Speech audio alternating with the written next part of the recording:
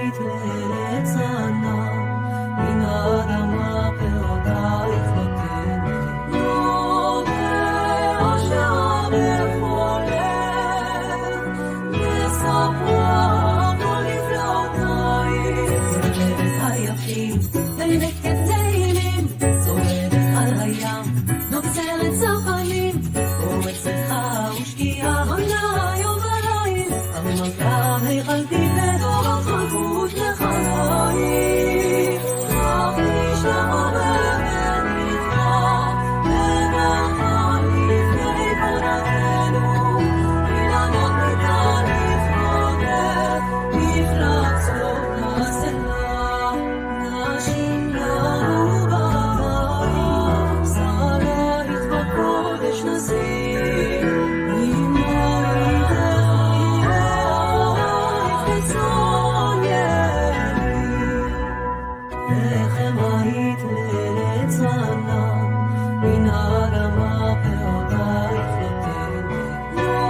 יודע שבכל לב, מספרה כל נפלאותייך.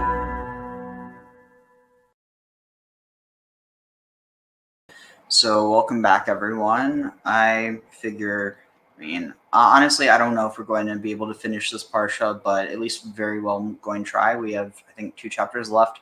It ends up being, I don't remember how many lines, but like I figure try to do 10 at once, just kind of like, really pound it through. Also, the link to join is here if anyone's interested. Also, hey Usal, driving home from teaching Bokoto. What time did you teach at? That's like insanely early or late, depending on your perspective. Anyway, here's Graham. How have you been? Oh, pretty good, Ariel. How you doing today? Pretty good. I had a pretty good day. What was it? I went to this one event. I actually sent you the link for it. It was really interesting. I'll probably also put it in a community post if anyone wants to check it out later. It's about basically conspirituality. It's interesting. Also, the speaker, he was fairly like unbiased, and that's actually something I stayed to talk after a bit. And one of the things that like one of the other people brought who was there was saying is that they got a lot of the students really liked that he wasn't telling them like what to think, but just like giving them the information and letting them. I mean, in a lot of cases, the people that he's writing about, let's just say it's not hard to come to a conclusion about them. But the point is, like, he doesn't use biased language. Oh, I agree 100%. I watched the event, and thank you for sharing the link with me. Yeah. My take on it is, again, there's nothing you can add to what those rabid, lunatic Trump supporters are doing that makes them any, that's going to convince people that they're lunatics anymore. Lunatics are lunatics. You just need to let them just expose themselves. And I like that that's what the guy was doing. Mm-hmm. Peg. Let's see. So, yeah, Usal, you're in Tampa. Cool. 6 a.m. Oof. It's almost 5 a.m. for me. I really need to get my sleep schedule back on schedule. But anyway, so let's see. Right here. So share this. All right. Let's see. So this is the beginning of Genesis 21. Let's see. Vadona, or wait, 1 second. Actually, yeah, give me 1 second. I need to find one thing quick. All right, let's see. Birth of Isaac. In the meantime, what are your thoughts on the narrative that we're about to go into? No, I think it's pretty interesting. It's this is one of those. It's less of a highlight after you're going to come down after Sodom and Gomorrah. That's big special effects sort of stuff. So it's this is the lull here, and definitely I'm interested in going through it. Tag. Let's see what I can find. I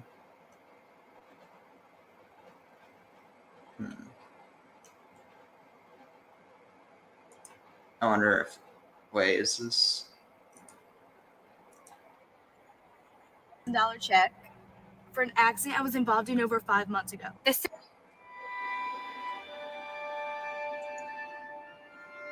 Chapter 9. It's a boy! Genesis 21 to 22. God has a funny way of making good on his promises.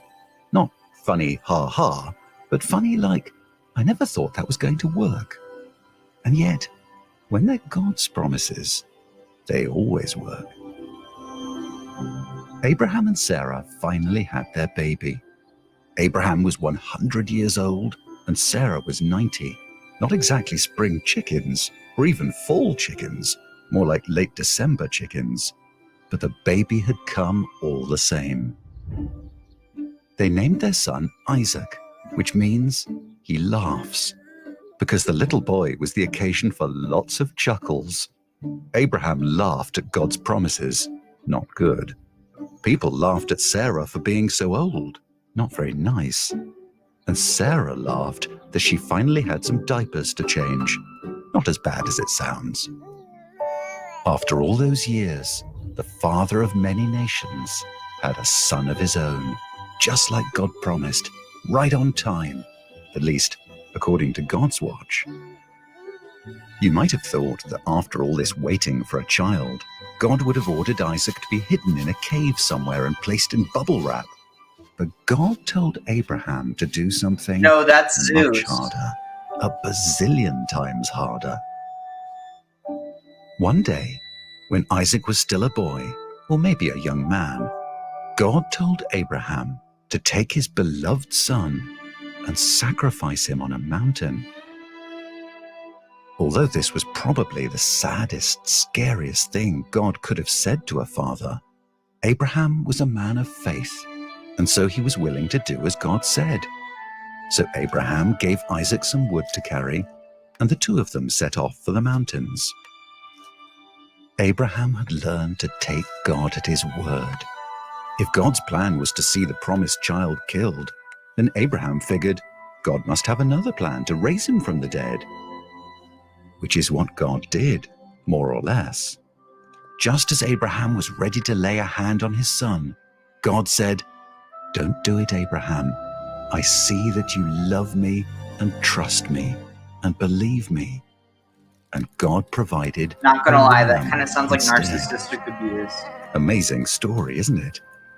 Even more amazing It's like is that hundreds of years he's later, basically saying, God would send his I mean, on a certain own level, he's son saying, to the don't do mountain. it, but he's But this time, go through there'll be that no to ram to prove save your the day. loyalty. Just a beloved son I carrying. agree. Did everything but say sight. Oh God! Oh Who no! didn't seem to No! love No! God You know or what? trust him No. at all. I'm sorry. I do not need this. Oh, come on.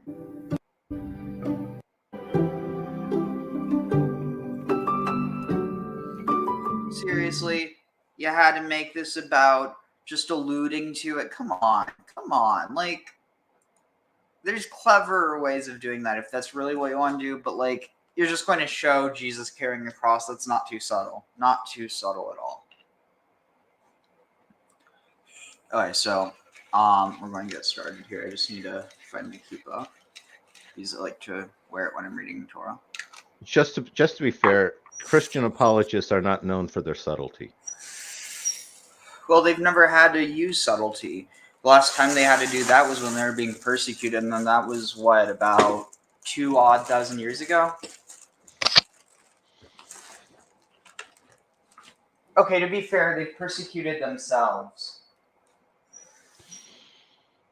So, a bit more. Again, who does a better job of persecuting than yourself? You know, you can persecute yourself better than anybody else can. Well, technically, it's more like the right hand persecuting the left hand. It's like, oh, the Catholics and the Protestants, or the, shoot, it's like,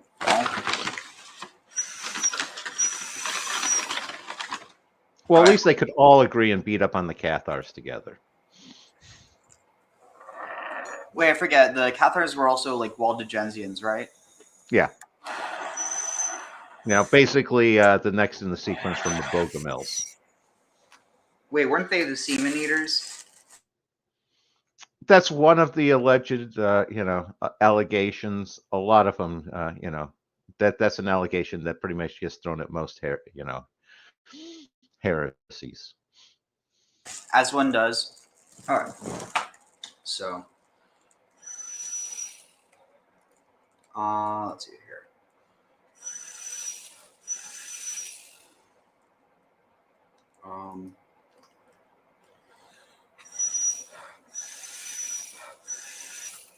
ברכו את אדוני המבורך, ברוך אדוני המבורך לעולם ועד, ברוך אתה אדוני אלוהינו מלך העולם, אשר בחר בנו מכל העמים, ונתן לנו את תורתו, ברוך אתה אדוני נותן התורה.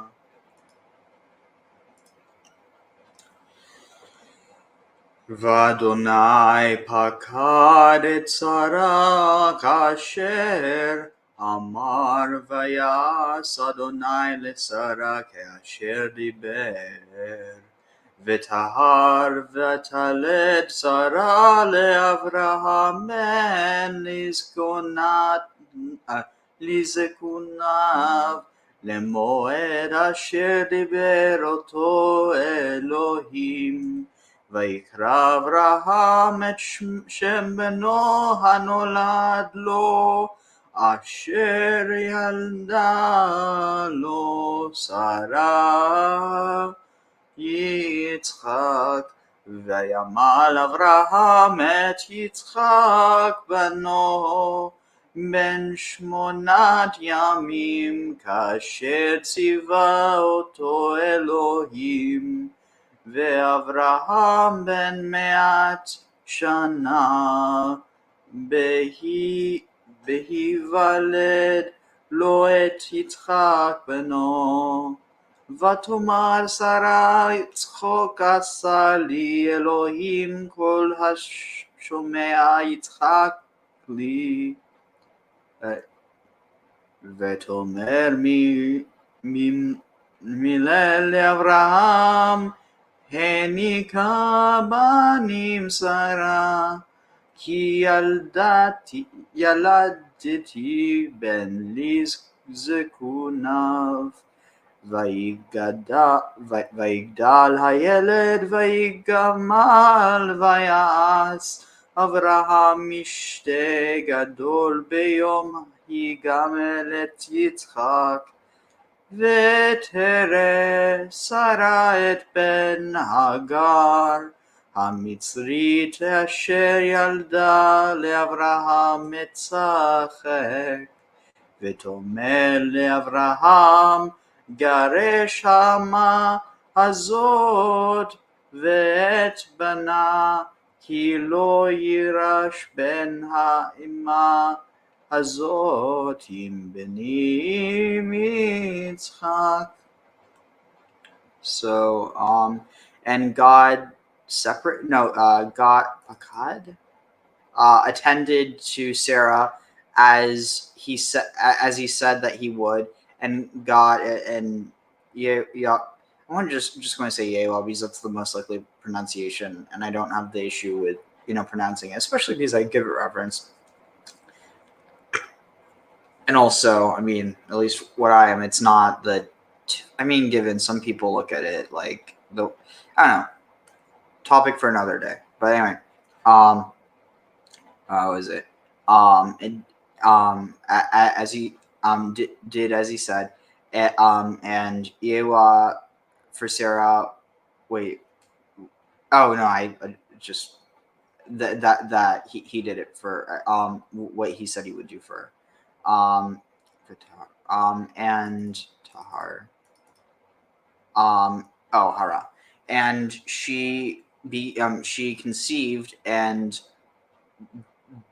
Sarah bore for Abraham a son for his elderliness, or for his old age, and at the appointed time that was what's the word, decreed, but by God, by Elohim.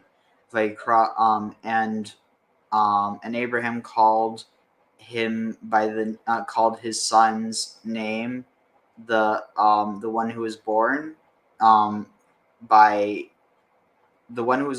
being born to him through Sarah was called Isaac. And so Yitzchak means he laughs. But it's also a reference to how Sarah laughed when she was told she was going to get pregnant. Vayamal, how was it? And Yamal. Oh, and Abraham circumcised Isaac, his son, on the when he was a son of 8, literally like 8 days old. 8 days old, as he was commanded to do by God.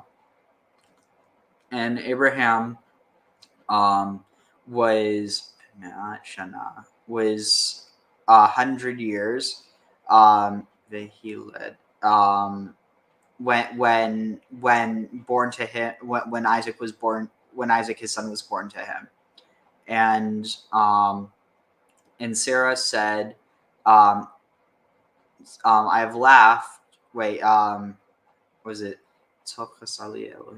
God has made me laugh. So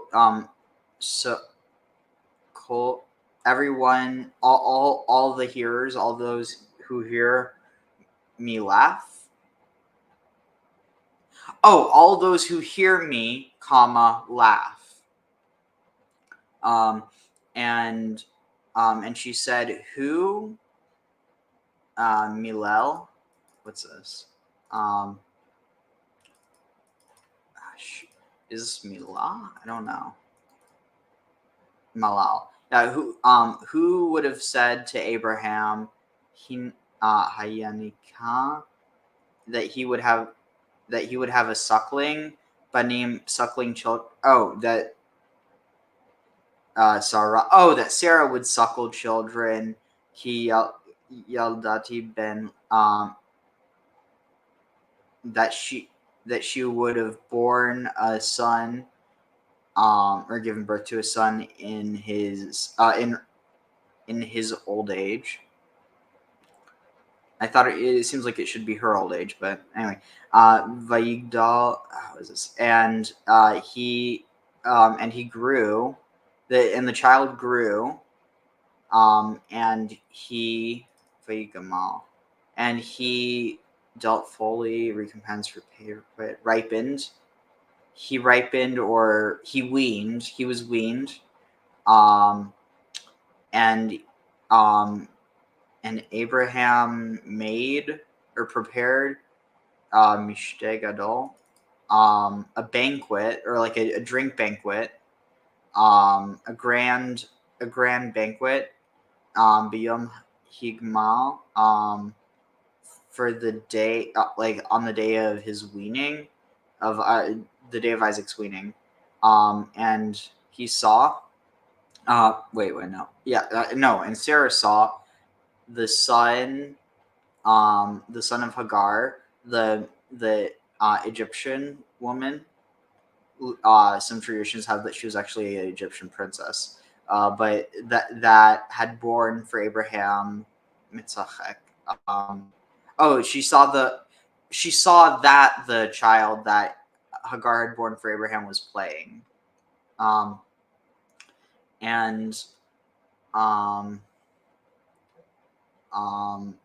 is this? And Abraham, and Abraham said, no, wait, Vatomer. And she said to Abraham,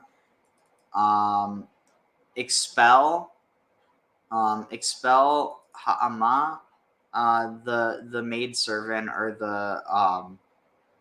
the handmaid though the fact that it's ama, it almost makes me think that would be like a nursemaid in this context, but it's more than that. Expel the maidservant, expel that maidservant and her son, because she will not inherit the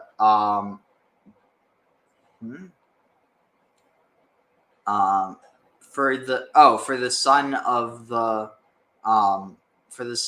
the handmaid of this handmaid is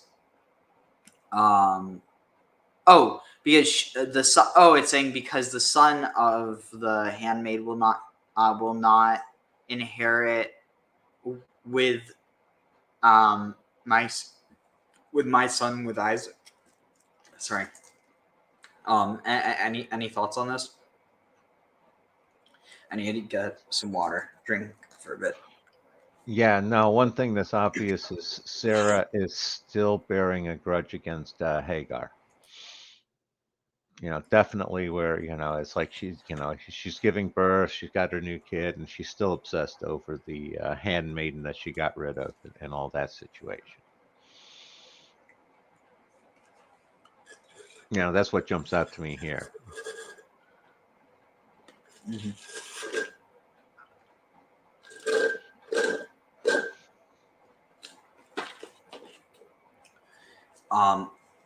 So wait,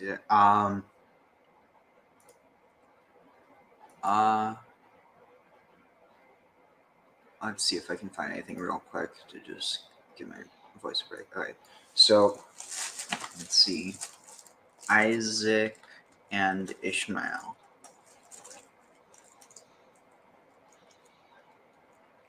Let's find something short. And that's another one is how are they playing together? Because I thought Ishmael had been sent away. No, not yet. Oh, okay.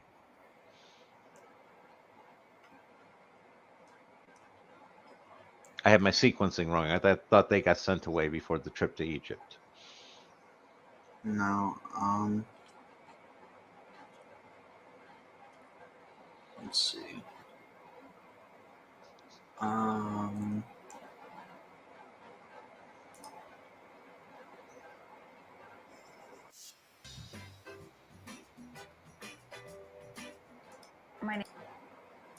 Oh shoot! What just happened?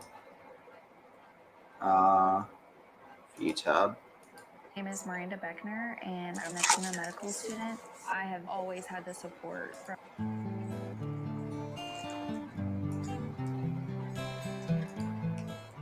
On Rosh Hashanah, the 2 days are really one day. The rabbis treat it as though it were one very long holiday, and sometimes it feels that way sitting in the synagogue. But the Torah readings are what interests me because, in fact, the 2 days, first day and second day Torah readings, are a continuation one of the other. On day one, we read Genesis chapter 21, and on day two, we read Genesis 22. Both days involve Abraham and his sons, Ishmael and Isaac. We begin day one by reading of Isaac's miraculous birth. But then the story quickly devolves to tell us about Ishmael playing with his little brother. This sets Isaac's mother off, and she insists that Abraham send them off into the wilderness to die. Abraham is upset, but God tells him to listen to Sarah, and so he banishes his concubine and his son Ishmael to the wilderness to die. Abraham, send them off into the wilderness to die. Abraham is upset, but God tells him to listen to Sarah, and so he banishes his concubine and his son Ishmael. As an interesting side note, God promises Ishmael all the same promises God promises to Isaac, the only notable exception being that Isaac gets covenant, brit, whereas Ishmael just gets promises of plentiful offspring and many tribes. On day two, perhaps the more famous Torah reading, Abraham takes Isaac to sacrifice him at Mount Moriah. As he lifts the knife, takes on day two,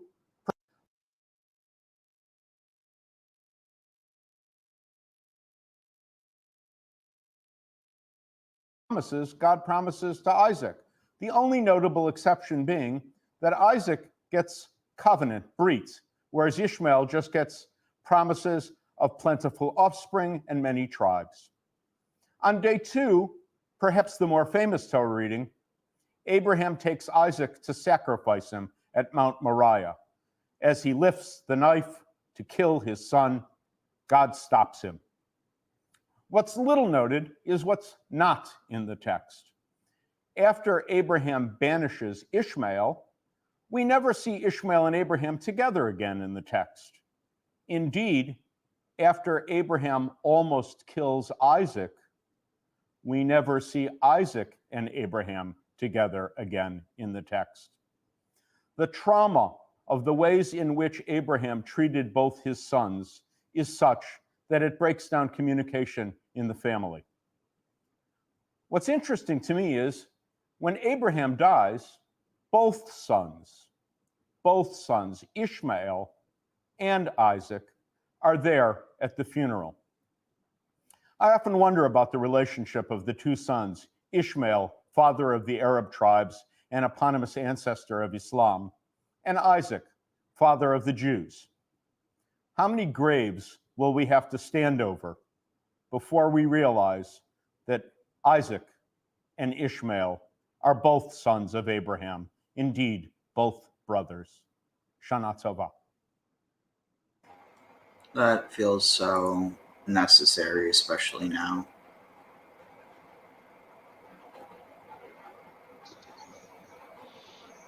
No, I agree, and I noticed the pattern there of it tends to be the second son that is doing the inheriting, because Ishmael was technically the first son, and Isaac inherits, and that happens again with Esau and Jacob. And again, Adam and Eve, their first son was Cain, who didn't get it. Second was Abel, and he got killed, so then you end up with Seth. Tag. I still can't get over the fact that there's like some really interesting. Also, you know about the tradition that 𝐤𝐤𝐷𝐤𝐿 was Seth? I had heard that. I've never explored that idea much. Yeah, it's. Oh no, not wait. Is it Seth or Shem? I don't remember which one. I think you meant Shem. Oh yeah. Shem is one I've definitely, I can see the Seth one, but no, I've definitely heard Shem before. Okay, so just staying in the step and we'll continue.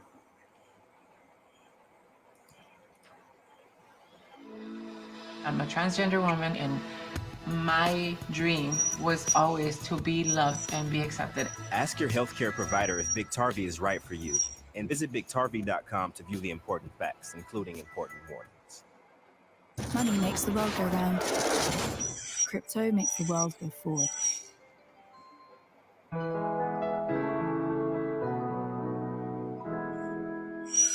Not a question, it's more advice. I'm asking for advice. Yeah. I was driving today with my older one, and all of a sudden, with my older child. Yes. So she's 15 and a half. And all of a sudden, she started to tell me, Mommy, I have two feelings to Abraham. And it's like the first one, I love him, I respect him as a father of Jewish nation. And the other one, I don't really understand him. And she saw the news before. And then she says, I really don't understand how this holy man can give a birth to Ishmael, and we all, then the Jewish nation has to suffer after, so she told me, Mommy, what do you think? It's a normal feel, huh? What about Ishmael? And then you understand why narratives like this where people are have a son like Ishmael. How could he have a son like Ishmael? Yes. Well, why is it that so it's important to know the distinction? And that she's blaming him for having such a son? No, she's not blaming. She just like, Mommy, this is like how the holy man like him can have a son and from this son, she's trying to tell me from Ishmael we have the nation a Muslim nation who makes they do the problem right now to us. And she saw the news with all the Hebrew cemetery and all the pictures online, and she says, Mommy, look, this is normal. Oh, so how could a unholy person come out from a holy person? That's what she's asking. How's the holy man like Abraham can have a son? After him, the kids like. Well, this is a very broad kind of question, but let me try to bring out some of the points. According to the Kabbalists, we have to understand that Avram Avinu, he had a son Ishmael. Oh, this is going to be really gross, I think. So there's this, I think we covered it before, but do you remember the tradition how, like, if the, quote unquote, if the woman produces seed first, then the child will be male, and if it's a father, then the child will be female. Remember that? Yeah. So by that logic, I have a feeling they're going to imply because both of the sons were male. Well, first of all, gets difficult because with Isaac, there's the whole tradition that he had a feminine soul, and in some ways, I mean, like, there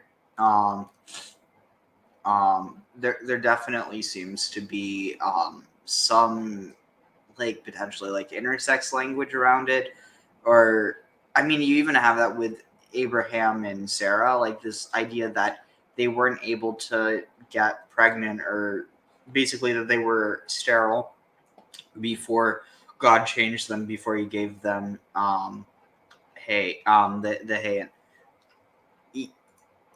yeah. So we'll actually cover this in a second once we get to it. But see, this is the thing. This is also the reason why some Christo-fascists have an issue with Judaism, is because even though Judaism doesn't go, basically, it presents enough of acceptance of like different identities that it normalized it to the point that people who aren't even religious, like it's just so culturally ingrained in Judaism. And I mean, a big part of that also just has to do with the oppression that we faced. And so like the truth is, even though you might have like what's the word, like even though you have like religious Jews, so I mean, I can only really speak for Chabad, and I can't speak for them. I can only speak with my experience with them. But even if like they don't believe in certain things that are like just, like in modern society we recognize this as normal or whatever, they're not going to turn someone away, and they're not going to try to make someone feel like it's interesting. I don't know. This would be something to talk about another time, but the point is that there's enough wiggle room within Orthodox Judaism that at the very least, even if like you don't have Orthodox rabbis going to pride parades, you would generally, and actually I can't speak general. It really depends on the community. They're definitely not going to be centered. They're not going to like there's so much work that needs to be done, but the point is that it's a lot better than almost anywhere in the Christian world. And even that doesn't mean that it's good. It just means that it's better. I mean, so much of this is about relativity. Anyway, getting back on track. Let's see here.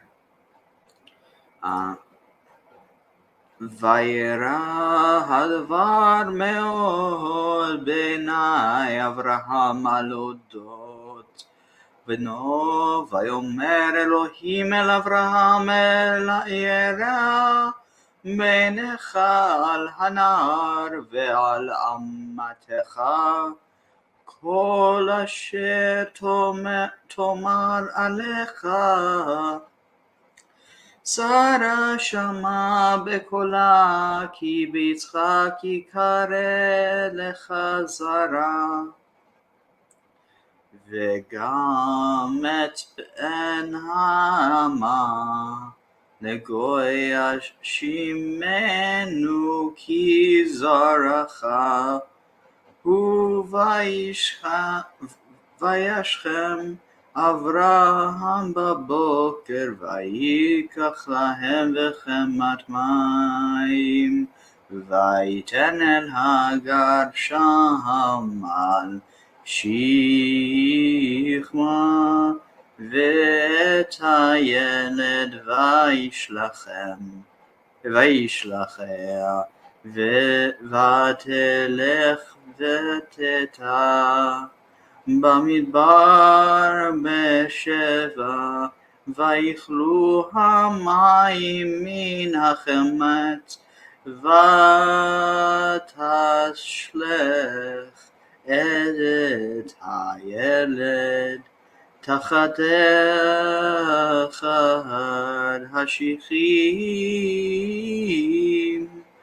ותלך ותשב לה מנגד, הרחק כמתוחה וקשת, כי אמרה על עיניהם במות הילד, ותשב מנגד, ותישא את קולה, ותבוא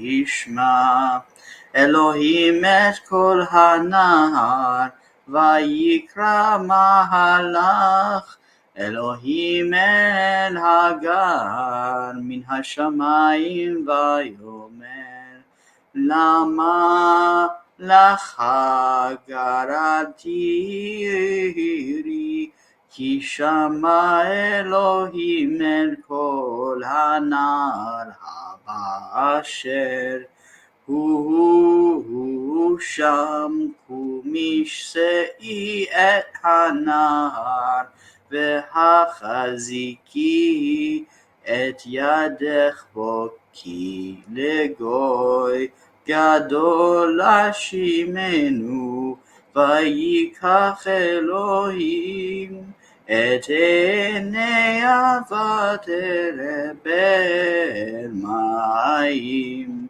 ותלך ותמלא את החמת מים, ותסק את הנהר, ויהי אלוהים את הנהר ויגדל, וישב במדבר, ויהי רובה קשת. So, let's see, where are we?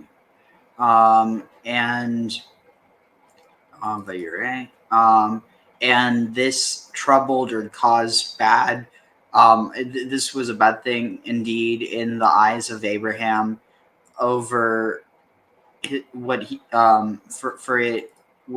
for it caused was the concern of his son.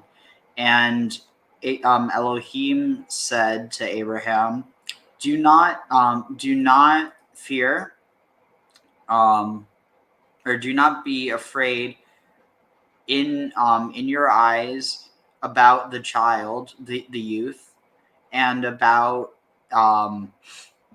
your maidservant. All that I have said to you, Sarah, everything that has been said to you by Sarah, listen to her, or literally listen in her voice, because in Isaac,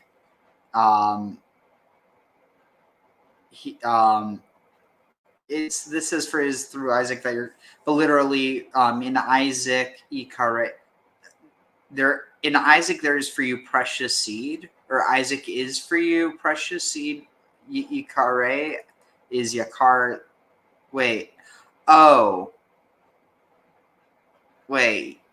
Never mind. So this would be for in Isaac will be called for you seed, or like your lineage, I guess. And also the son of the maidservant, for him Ashimenu. I will set Ashimenu.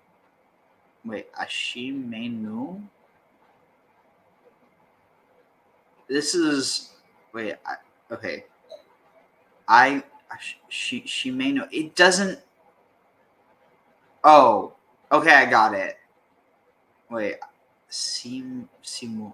It okay, yeah, this doesn't make sense in this context because it has the new at the end, which seems like it would be for us.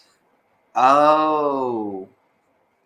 I wonder, I mean, I might be wrong, but it maybe in this context it's saying because I will, and it might be saying I will in plural. I've never seen that before. I'll have to ask my rabbi about that. But so I will set him up. Wait for a nation. Wait, she mean? Oh, wait. It says I will make a nation of him too. Oh wait. I will make for him a nation. I will make him for a nation. I will make him into a nation because he is your seed also. Or it implies also. And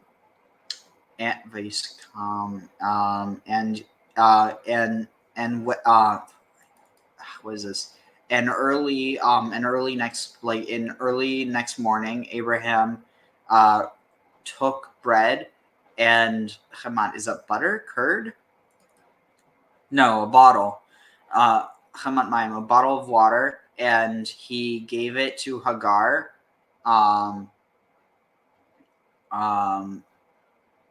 There upon her shoulder or over her shoulder, and he gave it to her over her shoulder. So like almost like he couldn't look at her because of what he was going to do, and the son, and she carried, and he sent her away with her son or with the son, and she walked, and she wandered, in the wilderness of Beersheba. And she, and when she finished the water from the bottle, she cast away. Wait, what? She put away the child underneath one of Shechem. I guess it's saying bushes. I'm not sure. I'm just trying to move on.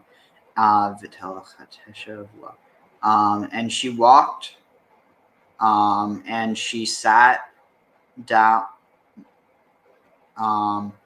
and across from the like from across the Harechek, I don't even know, like from distant,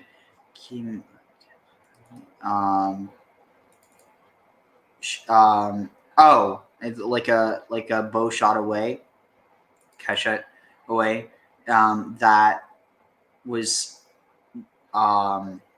she said, do not array, do not see.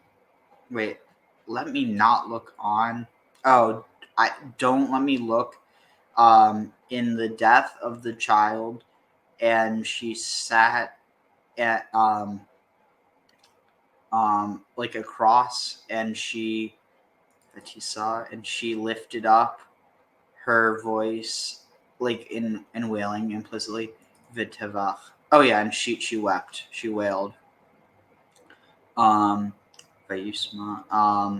God heard heard the voice of the child, of the boy, and he called for an angel of Elohim to go to Hagar from heaven, and it said to her, what is it for you, or like what's with you, Hagar?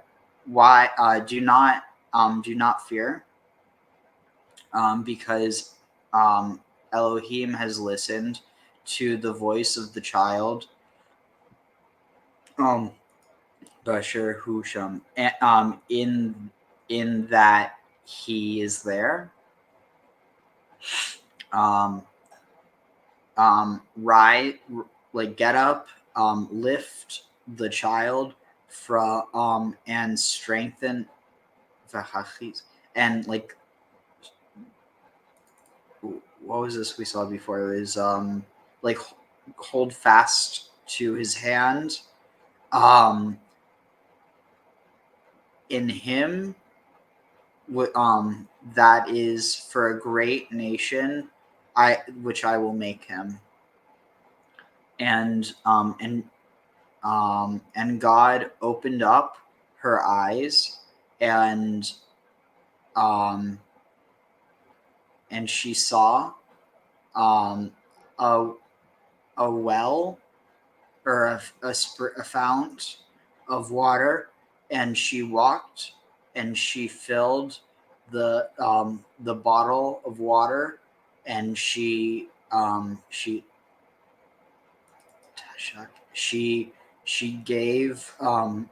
it to the youth to drink, to the boy to drink, and so Elohim was with the youth, the boy, and he grew up, and he dwelled in the wilderness, and he was a great kashat, a great hunter, or he was great with the bow.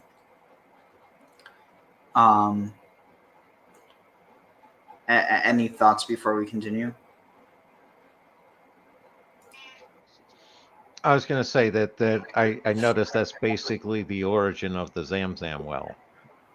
Yeah. You know. Oh, actually, yeah. Oh, go ahead. Oh, no. Keep going.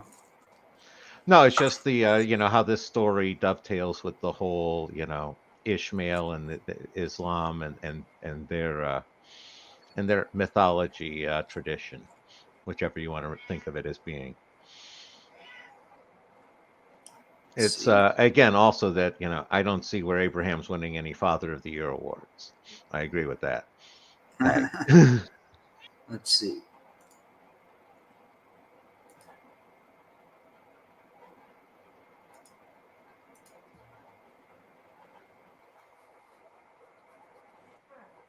Don't use that water to wash your... I was drinking it. Out of your butt? Yeah. And why did you leave the door open anyway?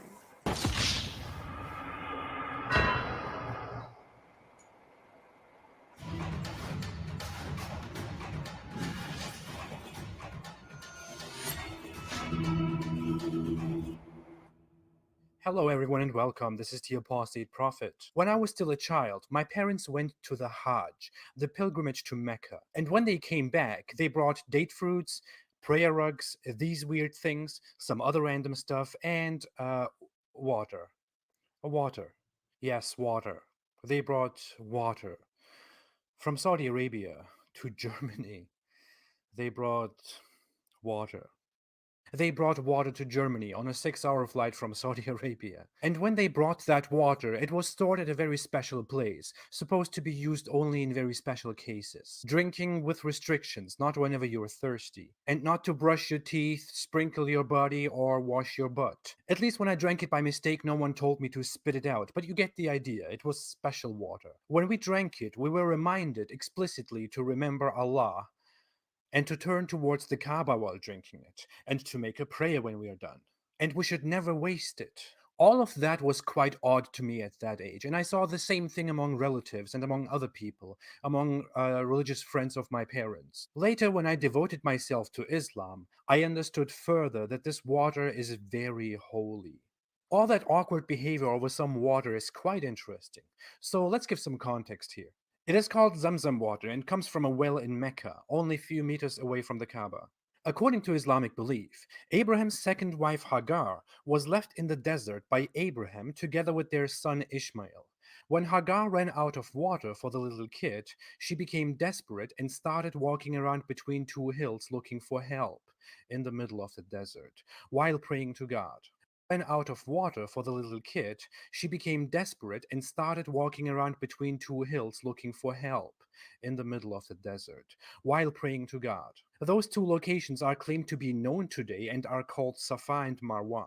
Her desperate walk between those 2 points is weirdly practiced during the pilgrimage by every Muslim. Anyway, she was desperate, and while she was in despair and came back to Ishmael, she suddenly saw that water came out from below Ishmael's feet. According to some stories, Ishmael scraped the ground with his feet. In other sources, Gabriel came and caused that well of water. When Hagar had enough, apparently she told the water to stop. She's talking to water. And that stop command is translated from Zamzam, stop, stop, which led to the name of the water well, Zamzam. Muslims believe that this story happened right next to where the Kaaba stands, which was built later. Muslims believe, stop, stop, and that's the water to stop, well of water. When Hagar had enough, apparently she told the water to stop. She's talking to water. And that stop command is translated from Zamzam, stop, stop, which led to the name of the water well, Zamzam. Muslims believe that this story happened right next to where the Kaaba stands, which was built later by Abraham and Ishmael. All of this is quite weird because the same story is mentioned in the Bible, but you will quickly notice that the Islamic story is sort of a rip-off of that biblical story. Of course, you don't know that when you're a Muslim because you are discouraged from reading the Bible or even touching it because it has been corrupted. According to the Bible, Abraham's concubine, not second wife, Hagar, was sent and not left by Abraham together with their son Ishmael to a wilderness that is, however, nowhere near Mecca. According to the Bible, that place is the desert of Paran.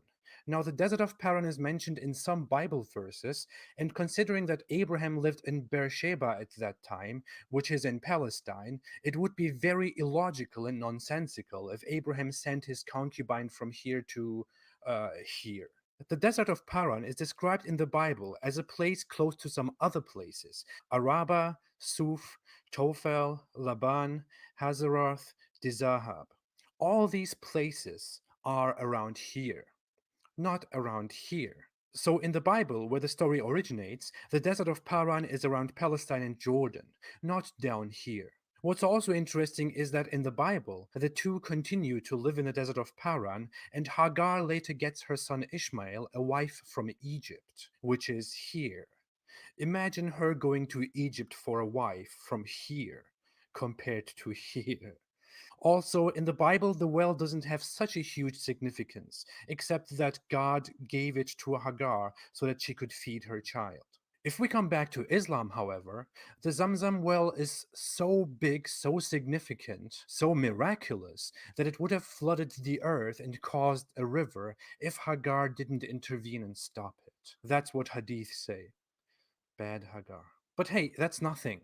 Look what the Hadith say about the Zamzam water. According to Islamic belief, you should drink the Zamzam water as a Muslim. That means basically mostly you have to, because in Islam you want to be liked by Allah and Muhammad. Muhammad even called people who don't drink the Zamzam water hypocrites, in that the difference between a believer and a hypocrite is the drinking or not drinking of the Zamzam water. It's water. Moreover, according to Islam, the Zamzam water is the best water in the world, the best of all. It is also thought and believed to heal diseases and sickness because it's such a miraculous water. According to Islam, Zamzam water can quench your thirst and feed you, which means it can be a substitute for food. According to that logic, you could survive for a very long time just by drinking that water without eating any food, and you wouldn't have very much loss. In fact, according to an authentic Islamic narration, You would not a be man having a good spent time 40 though. days and nights, which could be considered figurative speech for a very long time of over weeks, just drinking the Zamzam water. He was very healthy and had no complaints at all. In fact, Hey he got Zero, so what's up? fat from drinking the water that he had folds of fat on his stomach and no hunger and tiredness at all. Screw science. Muhammad didn't say screw science. He said, verily, it is blessed. All right. So, anyway, let's see. Where are we at? All right, here. Yeah, no, it's like that's one of those. He was showing how the standard, the standard Islamic narrative is conflicting with the standard Jewish narrative. Wait, the standard Islamic narrative, SIN, sin. That's actually that's actually what a lot of people use as the abbreviation when they're discussing, origins of Islam, because you have the standard one, which is pretty much what they've been enforcing for hundreds of years. So how do you distinguish it between the Sunni and the Shia Islamic narrative? Because they all have the same. Well, you don't. It's all about, it's dealing with the origins, basically up until, all the Caliph wars and all that, the time of Muhammad and all. And again, it's one of the areas there is the idea that the original location of Mecca was actually Petra. And in that case, that would totally fit in consistently with what they were talking about with Hagar and Ishmael there, where that wouldn't be that far from where Abraham would have exiled them. Yeah, because Paran, it's really close to Israel. Yeah. All right, so let's see.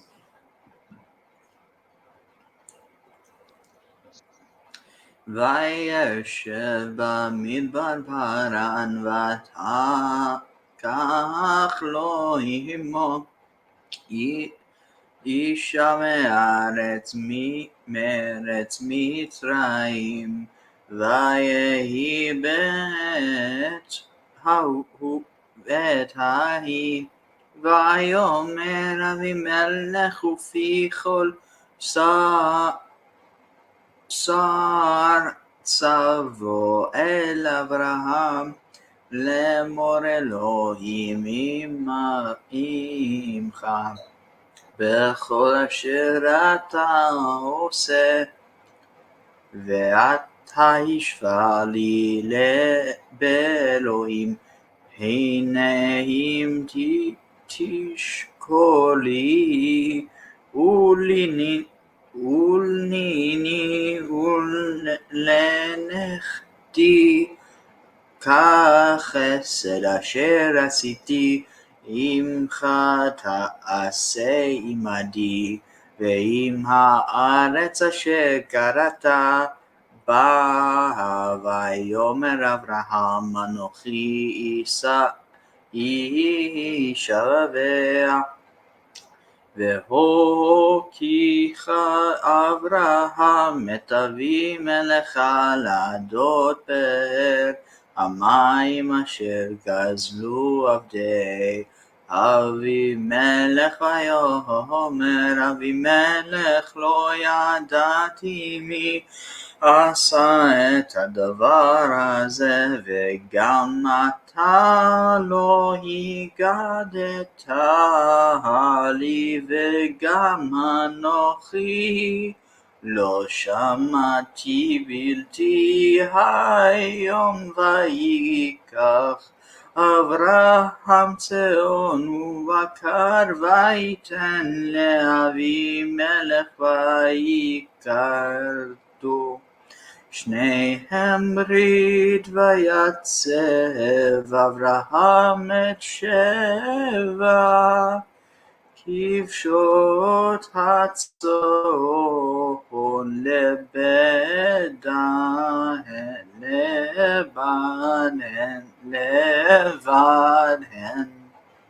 ויאמר אבימלך אל אברהם מה הן השבע כבשות האלה אשר הצבת לבדנה.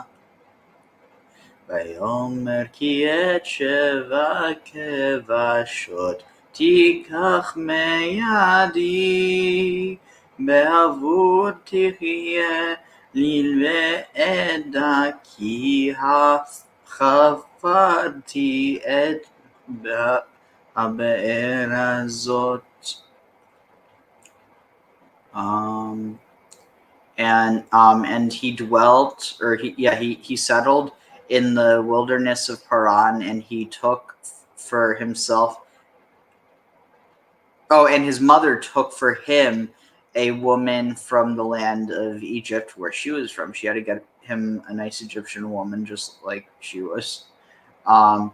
And so it was in that time that he said, or no, that Avimelech said to Avimelech and Phicol said,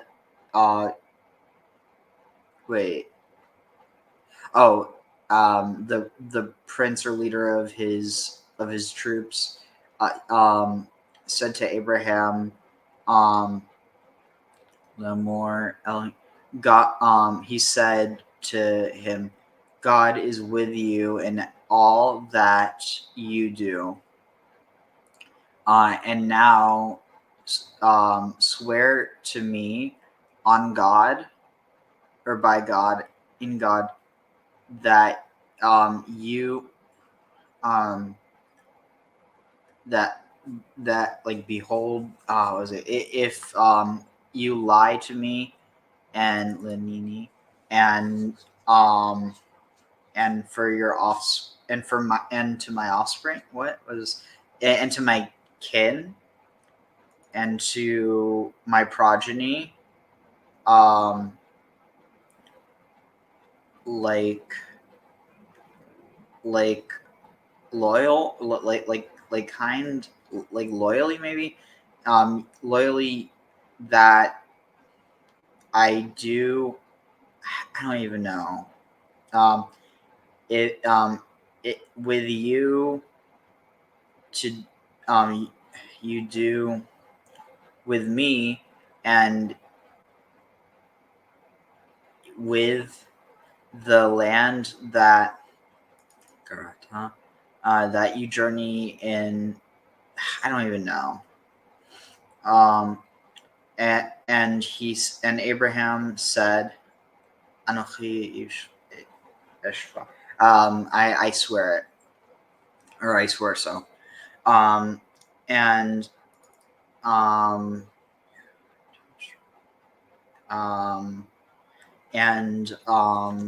Abraham corrected Avimelech until, or about the on account of, or because of the well of water with that that had been plundered by the servants of Avimelech. And he said, and Avimelech said, I do not know who did this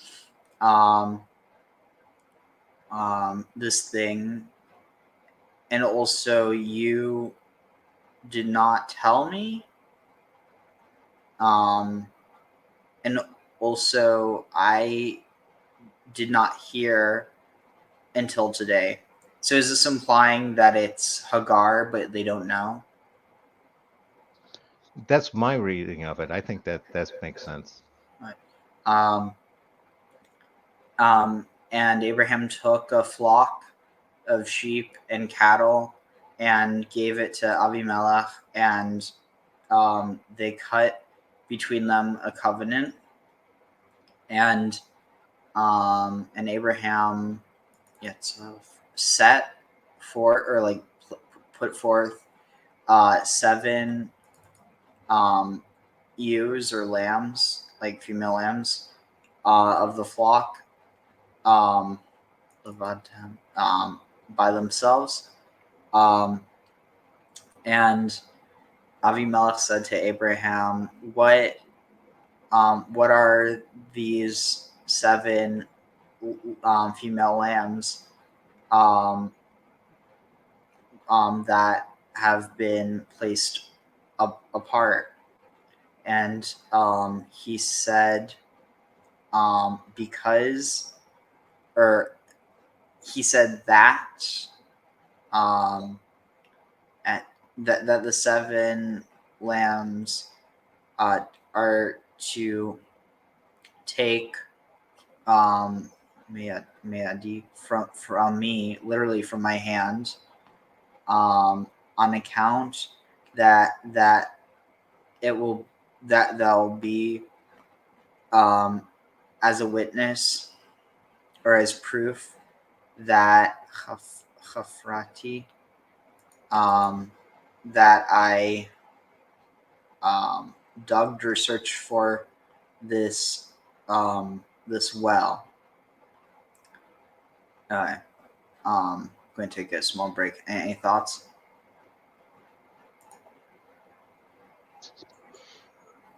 Nope, not really at the moment. Just, again, this is the just following along. Sorry. Let's see. So, let's see.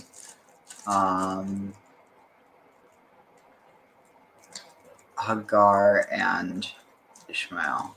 Let's see what I can find on this.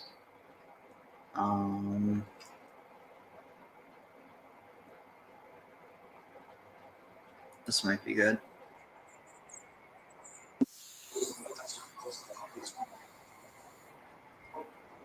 Story of Abraham.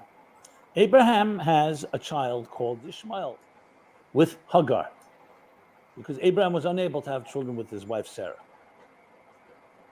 Sarah suggested have a child with Hagar, and they give birth to a child called Ishmael. Then, miraculously, Abraham and Sarah are able to have a child, and they do have a child later called Isaac. Isaac and Ishmael are an interesting study, because they would both be progenitors of nations to come. Ishmael is the father and ancestor of the Arab and later Muslim world. Isaac, the ancestor and father and patriarch of the Jewish world.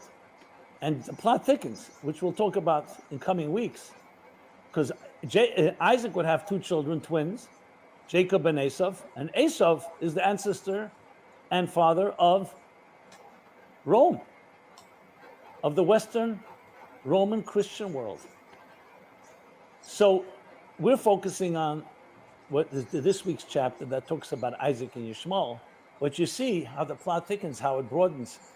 And when you can understand that they were in conflict, it can help us understand how their children and descendants that ultimately became nations of their own have conflicts, because they did begin with ideological, spiritual conflicts.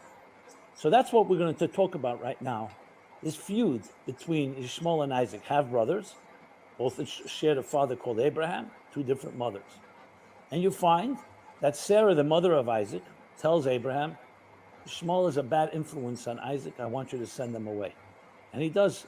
He doesn't want to, but he sends Ishmael and his mother Hagar away. God protects them, but they were sent away. What was the conflict there? And it doesn't really state it. It just says there was something going on. But when you look into the soul, the spiritual and mystical and esoteric teachings, you discover Abraham had done something revolutionary, pioneering. Abraham introduced the idea that life is not egocentric, Interesting. but God-centric. So yeah, I was thinking about this as well.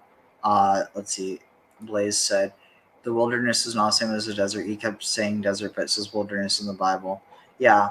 Midbar, there. I mean, I don't want to go into it. It's too long. But basically, it, like, if you break it down, wilderness, it's the wild.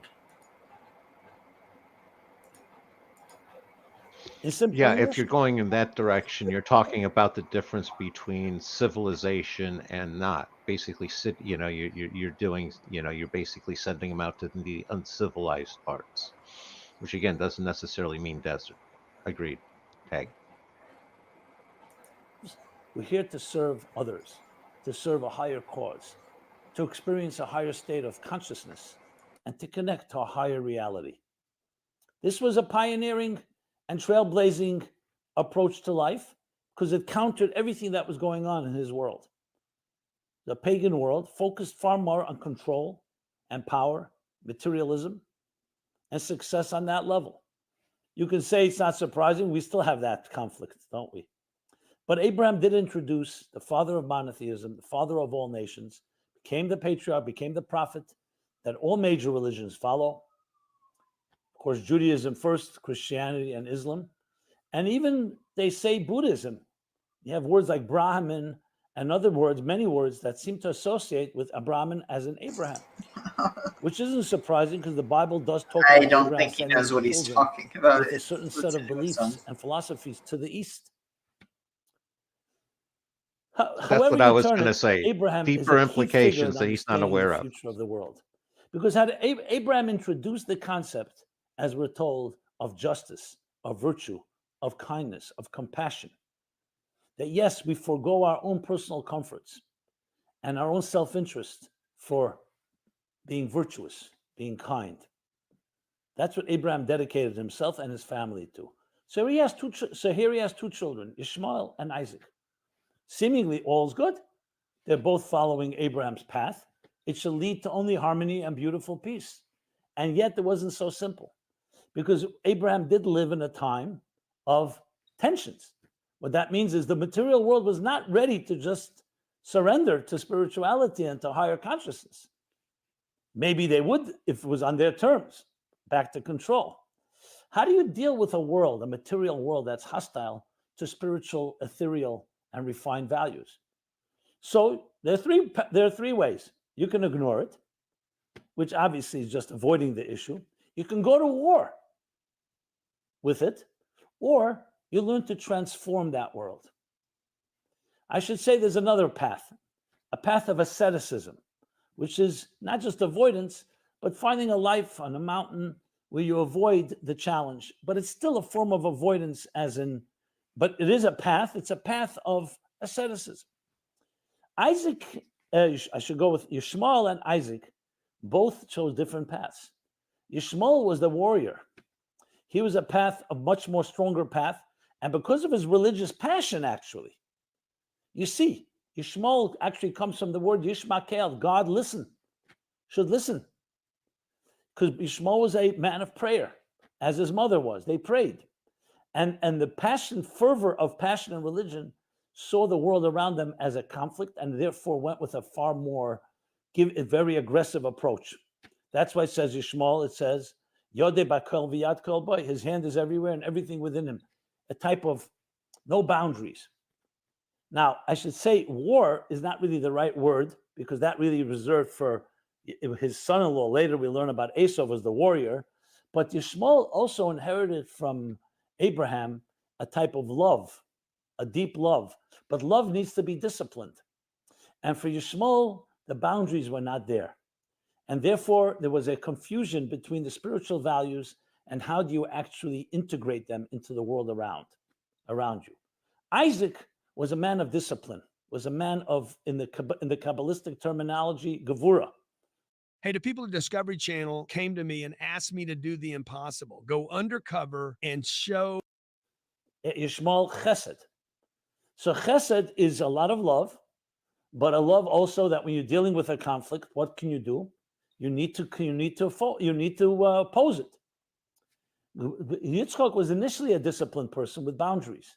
So his approach was far more based on boundaries. You have to create boundaries between the material and the spiritual. Ultimately, that too has its challenges because it's still not full integration. But Ishmael and his half-brother Isaac each had different approaches. And therefore, in their personal lives, there was also a conflict. The conflict between chesed and gevura. Abraham's chesed was a chesed that was a very humble chesed. Ishmael's chesed and love was a very aggressive chesed. And whereas Isaac was far more disciplined. In our own lives, what do you do when you have this challenge? Let's say your child comes home from school and did something wrong. You can go with an approach that basically ignores it, or just you pour on love, but without boundaries, and therefore you can create a spoiled child. Love is beautiful, but it has to have boundaries. You can take the other approach, discipline. Isaac's approach. Discipline also needs to be boundaried, because too much discipline without love won't work as well. And these two conflict with each other when you don't have the proper balance. And hence, they could not get along with each other. Fast forward, turn the clock forward, this would evolve into two nations that have a very different approach to life. Isaac, the disciplinarian, and Ishmael, the giver without boundaries. And that would lead to ultimately two different approaches that do not get along with each other. The boundaries are critical, because without boundaries, you don't have structure. And without structure, you really cannot integrate anything. When it comes to this battle between living a spiritual life, a life of values in the material world, if you just go without any boundaries, it becomes a totally confusion. If you go with an approach that has boundaries, you are at least laying the ground for some type of balance. When you see what happened in the last century, especially in the last few decades, religious wars, which were once the domain not of the Muslims, actually, it was the domain of the Christians, actually, and others that fought religious wars. What do you see? It's about the name of God. The only way to bring God to this world is to eliminate the opposition. So you say, how is that consistent with love? Well, that's like a flood. It's a love that doesn't have disciplines. So the only way is either you love completely or you destroy that which you cannot control. Isaac's approach is one of discipline. Discipline means, yes, we need to look at those that are different than us, but understand that things take a process until you finally create a type of peace and harmony. The ultimate peace and harmony would happen in the next generation with Jacob. But at this stage of the game, you have these two forces, chesed and gvura. Now, the truth is, each of them has a virtue the other does not have. This is not about one winning and the other losing. It's about finding the proper balance. So when you look at events through history, you look at the conflicts of being either too permissive or too restrictive. That's where all the battles take place. You need the balance between the two. In our personal lives, we all have a Ishmael and an Isaac within us. We have the giving love that sometimes needs to have controls and be seasoned and be tempered. And we have the disciplinarian within us. You really need both to be a healthy human being. So when you're faced with a situation that is hostile to your belief system, you go with aggression? Do you go with total permissiveness? Everything goes? Or do you have some discipline? And of course, that is not an easy thing. It's easier said than done, because the fact of the matter is that when you get down to it, it's hard. How do you really balance the two? How do you teach your child what you did was inappropriate, but you also don't demoralize your child? Discipline needs to be measured as well. But there you have two so-called archetypes, and essentially two personality types that allow us to look at ourselves and look at history, and you'll see this conflict play itself out many, many times. What we ultimately need is a synthesis of the two. And that will come in the next generation, when Esau and Jacob will confront each other, where there you'll have the confrontation of total aggression and war without the chesed, and Jacob, the balance, the harmony, and the beauty that brings together the love and the discipline. But in this stage where we are right now, it's about looking at two features, two qualities, two archetypal resources, or you could say emotional faculties that each of us has. And one is the giving. You need to know when to stop giving, and discipline, and knowing when discipline also needs to be controlled. And both of them, when they faced head on without that balance, will be a conflict. And that conflict plays itself out throughout history and in our personal lives. This is, in a nutshell, a bit of this family feud and how its implications as it developed throughout history. As we continue this story, you'll see how this all comes to life in so many different ways in our own times. As I said, both on a microcosm and a macrocosm, on a personal level and on a cosmic level. And the key is obviously to get to the root. Once you know the root, what can we do to temper the unbridled love of Ishmael, and to as well use a healthy form of discipline and bring the two together, that these two brothers can live side by side, which ultimately does happen. Later on, Ishmael does reconcile with Isaac in the latter part of their lives. So, my friends, let us all look at these two forces within us and try to find ways to balance it within ourselves. And when we do that on a microcosmic level, it has a ripple effect that can allow it also to spread and express itself in the larger world, the butterfly effect. Thank you so much. This is Simon Jacobson, Meaningful Live, every Sunday at 3 p.m. Eastern Time, but it's recorded and you can look up into the archives on all the different platforms and channels. Please share your thoughts, your feedback, your comments, as well as any questions you may have. share with friends, share with others. It's always an honor and pleasure to speak to you. Simon Jacobson here. What did you think of that? Balance, that chesed and gvura, that love and discipline. Well, I had two thoughts. One, When he's I right, was and I agree with 9 years him. old, we And moved to the United two, States from Jerusalem. that's not going to fit on a bumper sticker well, and it's just not going to be able to sum up into a one-size-fits-all rule for people. And that's what they're looking for. That, find the balance just doesn't work as a bumper sticker rule for all. Tag. The middle path. The third way. Yeah, it requires people to think for themselves, and people don't want to think for themselves. You just want a rule to follow. At least a lot of people do. Too many. All right, so we're going to finish up now. Let's see.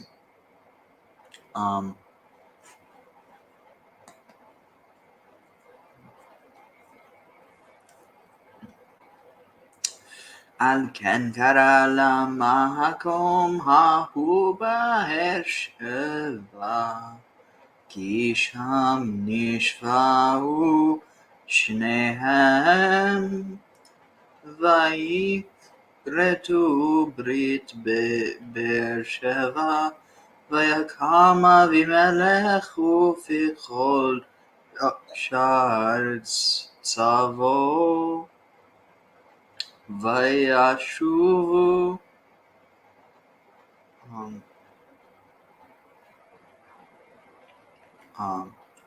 אל ארץ פלישתים,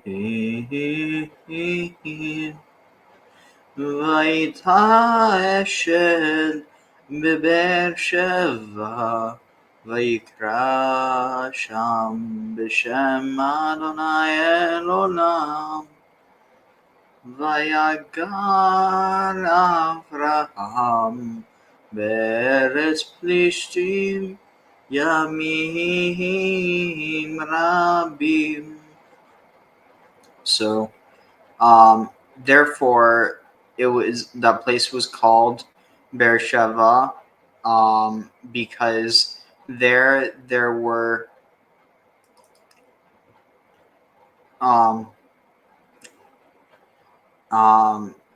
because there were they swore an oath between them, and they cut and they cut a covenant in Beersheba, and Avimelech rose, Avimelech and Fichol rose, the prince or the commander of his army, and he returned to the land of the Philistines, and he Abraham planted Eshel, a tamarisk tree, in Beersheba, and he called it there by the name of God El Olam. And he called.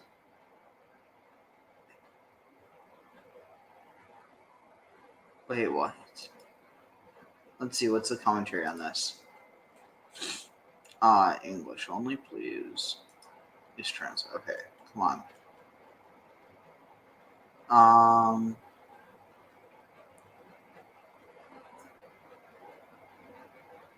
Let's see. What's this? Achila, Shtia, Livia.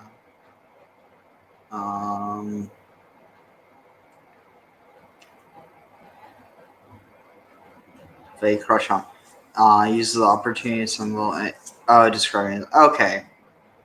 So I was just wondering if it was that you called the place. But anyway, so El Olam. This is like the eternal El, or El. Yeah, El Olam. And Abraham resided in the land of the Philistines for many days, or literally a long time. Let's see how many more is there here. Honestly, you want to just finish this, because I don't know if I'll have time to later today, and I want to finish this. Yeah, we can finish it. All right, cool. So let's see. ויהי אחר הדברים האלה, והאלוהים נישא את אברהם ויאמר אליו אברהם ויאמר הנני, ויאמר קח נא את בנך את יחידך אשר אהבת את יצחק ולך לך אל ארץ המוריה העלהו שם לעולה על אחד ההרים אשר אמר עליך. וישכם אברהם בבוקר ויחבוש את חמרו ויקח את שני נעריו איתו ואת יצחק בנו ויבקע עצי עולה ויקם וילך אל המקום אשר אמר לו האלוהים. ביום השלישי וישא אברהם את עיניו וירא את המקום מרחוק. ויאמר אברהם אל נעריו שבו לכם כה עם החמור והניעה והנער נלכה עד כה ונשתחווה ונשובה אליכם. ויקח אברהם את עצי העולה וישם על יצחק בנו ויקח בידו את האש ואת המאכלת וילכו שניהם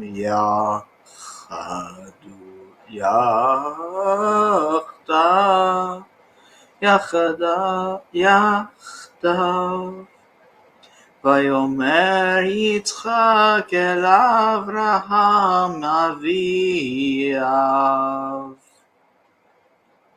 ויאמר אביו ויאמר הנני בני ויאמר הנה האש והעצים ויעשה לעולה. ויאמר אברהם אלוהים יראה לו עשה לעולה בני וילכו שניהם יחדיו ויבואו אל המקום אשר אמר לו האלוהים. ויבן שם אברהם את המזבח ויערוך את העצים ויעקוד את יצחק בנו וישם אותו על המזבח ממעל העצים. וישלח אברהם ידו ויקח את המאכלת לשחוט את בנו. So, and so after hadvarim, after these things, Veha Elohim, God lifted up, or what's this? Nisa. Dang it. By the way, the tune's completely just it's just coming from nowhere. This isn't any tune that I know. I'm literally coming up with it on the spot, and then it's just going right out my head. I'm not remembering any of this. Probably would make it easier. Actually, no. It's whenever I try to do it to a tune, it makes it harder. Anyway, and God and Elohim tested Abraham, and he said to him, Abraham, and Abraham responded, Hineni, here I am. Vayomer kach, and he said, please take your son. It's funny that that God's saying, please take your son, your favored one, that you love, Isaac, if it wasn't clear.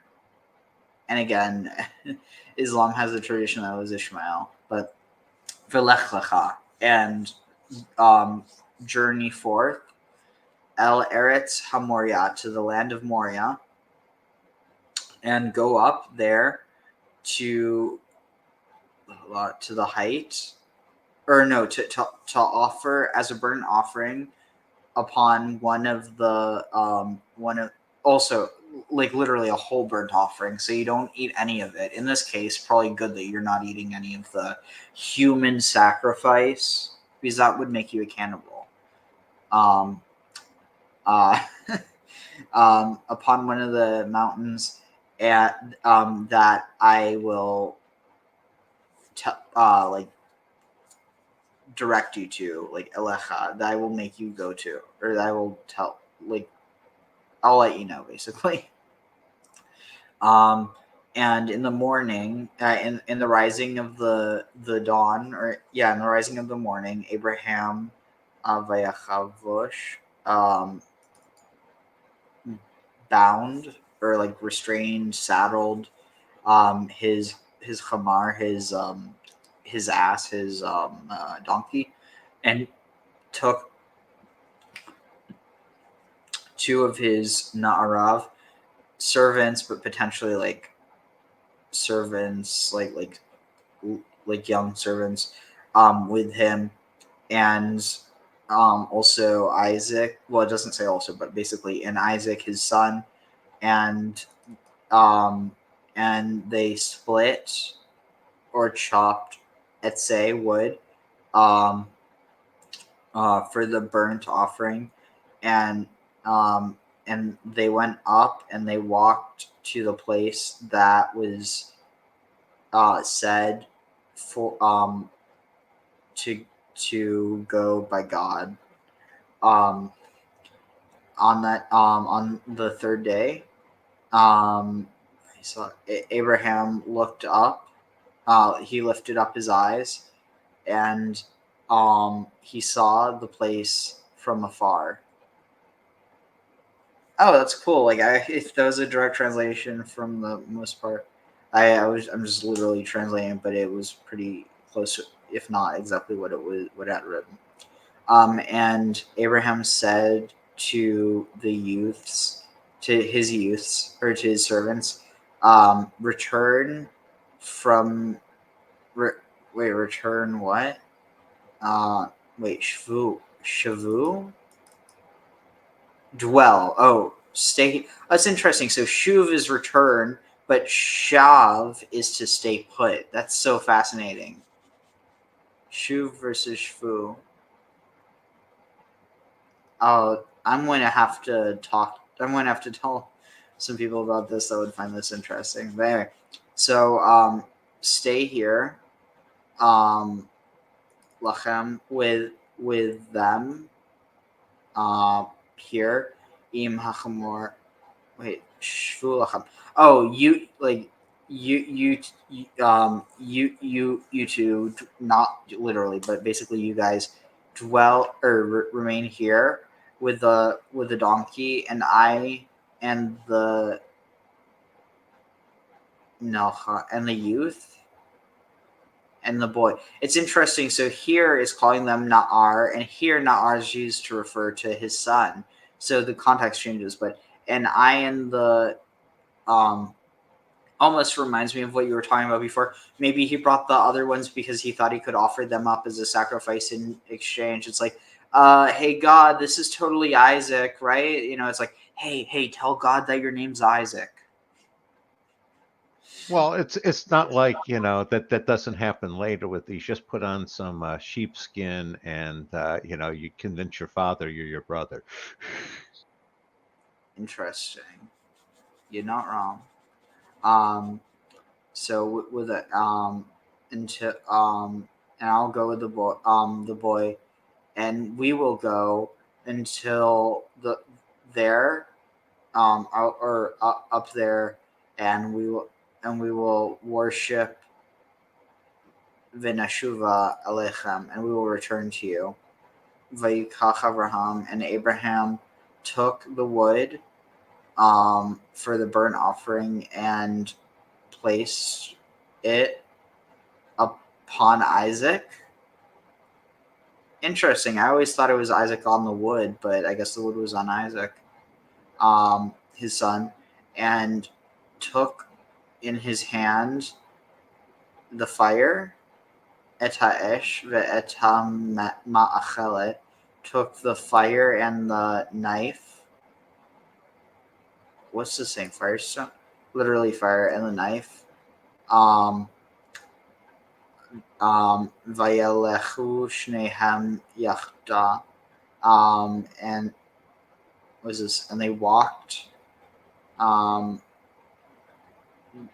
Shnehem, the two of them. Yachdav, together. And they were together. And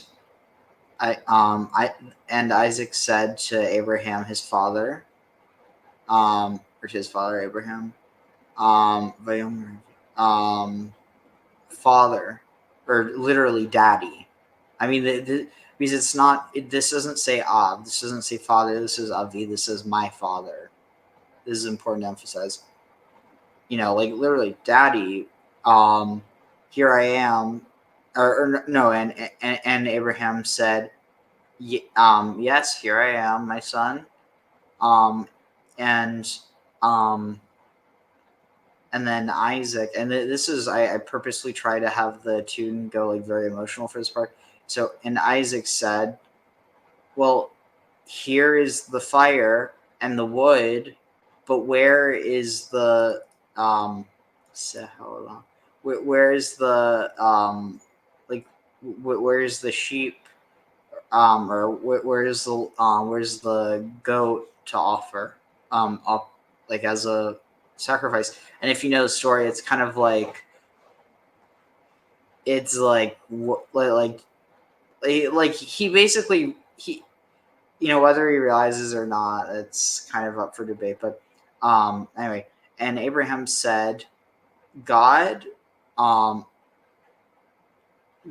will see to it has that the goat that will be offered for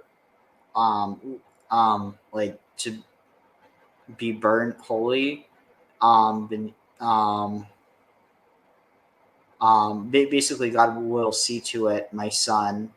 But it also seems like in some ways he's saying God will see to the burnt offering, my son. You see what I'm saying? Yeah, I'm curious. Does it say goat or lamb? Because, those are two different festivals. Let's see. Se, goat, su'u, also wild ox. It seems like it's just an animal that's offered in sacrifice, generally. Okay. Or like a flock animal. The other one that jumps out at me is it's clear that Isaac is intended as a presage for Jesus, since he is carrying the wood that he is going to be sacrificed upon.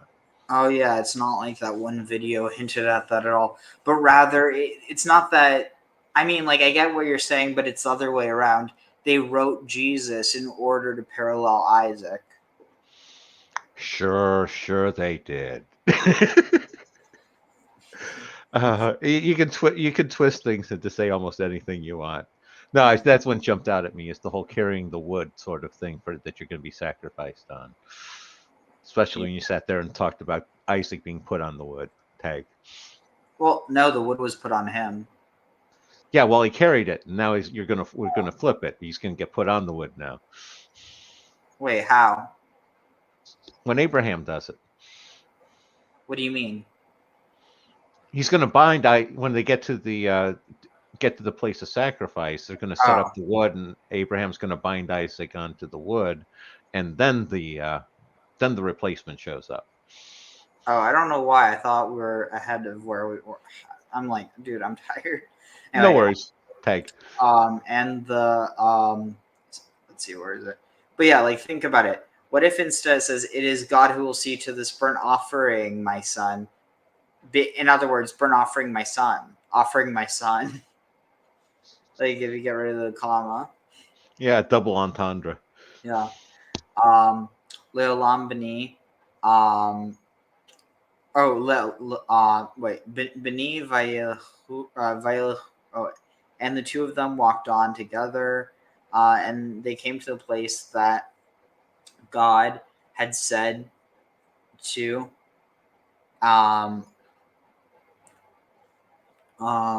And he built there. Abraham built there an altar, and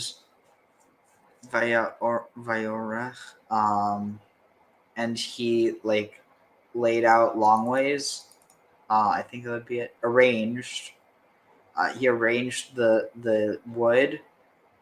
How much you want to bet it was probably acacia wood as well. But he, let's see, he set out or arranged the wood via 𝐤𝐤𝐇𝐒. Yeah, Akod. Oh, Akkad. He bound Isaac, his son, and Vayeshem Oto, and he placed him upon the altar, Mema'al le'etzim, from upon to the trees, or the wood, on top of the wood. Oh, you're right.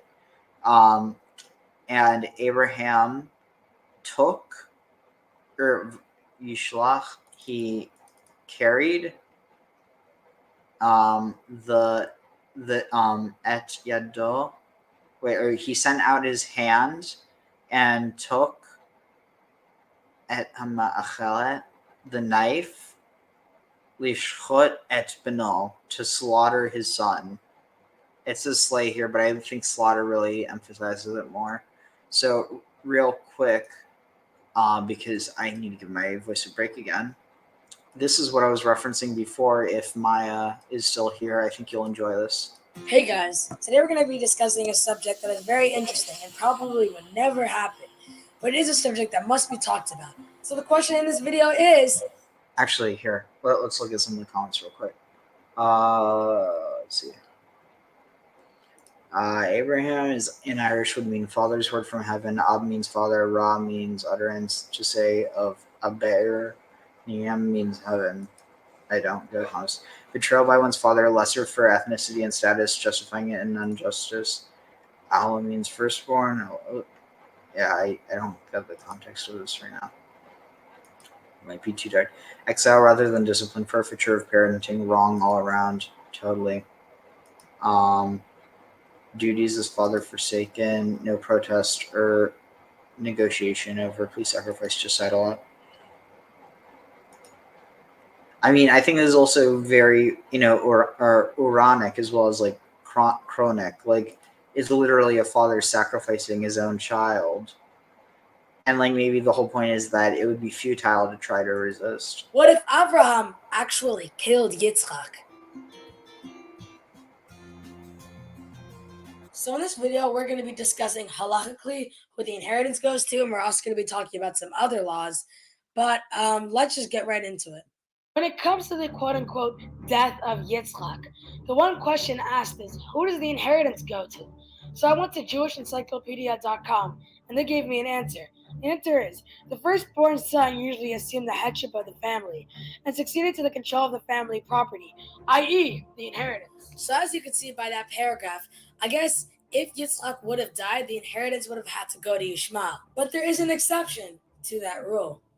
So yes, after all I've said so far, Ishmael is the rightful owner to the inheritance.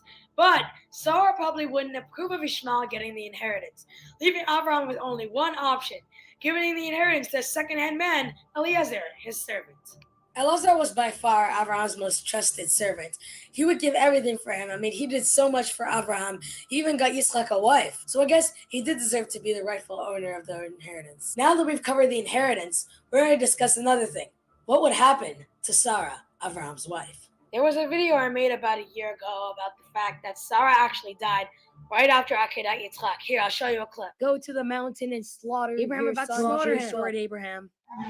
Bruh. The angel of death thought was that if he told Sarah that Abraham took Isaac out and was about to sacrifice him, Sarah would, just like a mother would, get worried. And then the angel of death would say, oh my God, we just got amazing news. Oh, Yitzchak is actually alive. And Sarah would do, she would be so happy, so excited. She would, just like that, die of happiness. He's okay? Bruh. That was so 2016. So as you saw by that clip, Sarah would probably be frightened and she would probably pass away because of the grief of her son dying, something that she worked so hard to get. I know it's a sad ending, but it probably would happen. So if we're going to continue from the storyline that we're going on so far, which is the fact that Eliezer would get the inheritance, Sarah would die, then there's only one more thing that we have to solve. Who would be the successor of the Jewish... I'm sorry, my voice. Who would be the successor of Abraham, the successor of the Jewish nation? To tell you the truth, I'm not the person to say who Abraham's successor would be. It's all his choice and Hashem's choice. So to tell you the truth, I can't really say myself who would be his successor. That's Abraham's decision. But Yitzchak isn't dead, so don't worry, guys. Or is he? Yes. What if it was possible that Yitzchak could have survived, that Abraham could have actually killed Yitzchak, and Yitzchak could have been dead for such a long time until he came and married Rivka? What if this was possible? And I know, you might think I'm crazy, but believe it or not, some Kabbalists agree with me. Yes, some Kabbalists do believe that Abraham had killed Isaac. For example, Chabad.org, Kabbalah Online, talks about the fact that Yitzchak actually had a feminine soul, and the reason why Sarah had laughed when the angel said she was going to have a baby is because she thought, well, if Yitzchak has a feminine soul, then how is it possible for him to procreate and make Bnei Israel? But the point is that when Abraham had killed Isaac, his feminine soul had went up to Hashem and had been replaced with a masculine soul. And right at that moment, the Midrash says Rivka was born. So what do we learn from this? We learned that even though if Yitzchak would have died, it would have been so much chaos. I mean, who even knows how he would have been born? Hashem has a way of making every single thing in life. And wait, so does that mean that he lost, or the feminine soul that he lost went to Rebecca? Like, I'm almost getting, again, this is my half-baked interpretation of what she's trying to get at, is it's like the binding and sacrifice of Isaac was like his bar mitzvah, and he like dies, the previous young feminine Isaac dies, and that soul ends up going to Rebecca, and then it's replaced with his masculine Isaac, the man soul. Is that the sort of idea you're getting from it? Because that's kind of where I'm getting. I mean, it's an interesting interpretation, but I think it's something deeper than that. like it's almost like the idea that they're soulmates, because it's not just that they come from like, you know, this idea of like two halves of the same soul, but that it's literally the same soul, not two halves, it's the same half. You see what I'm saying? Yeah, no, that was, I don't think, I like your interpretation. I don't think that's what she was going with. I was going with the idea that What do you mean Isaac, she? the video. This is a little kid. Oh, my bad. No, I get it. There was a time where people thought I was a girl when they heard my voice. But no, the interpretation that it was like a replacement soul, like the feminine soul left and the male soul came in. And I was going originally with the idea of more of an androgyne, where, when Isaac was born, he was born with both souls, and then it split off later on. At the binding sacrifice, the female soul split off. That was what was sacrificed, and it went off and became Rebecca. That was the interpretation that I was sort of getting from it, but I think the video was going a different way. That's arguably what happened with, I think it was Sarah, who half of her, like, or I forget. They were both, so it's not as good of a parallel. But sort of an Adam and Eve androgyne sort of concept. Yeah. And it's also interesting because the whole like motifs that the Christians draw between Isaac and Jesus, and then also this idea of the androgyne.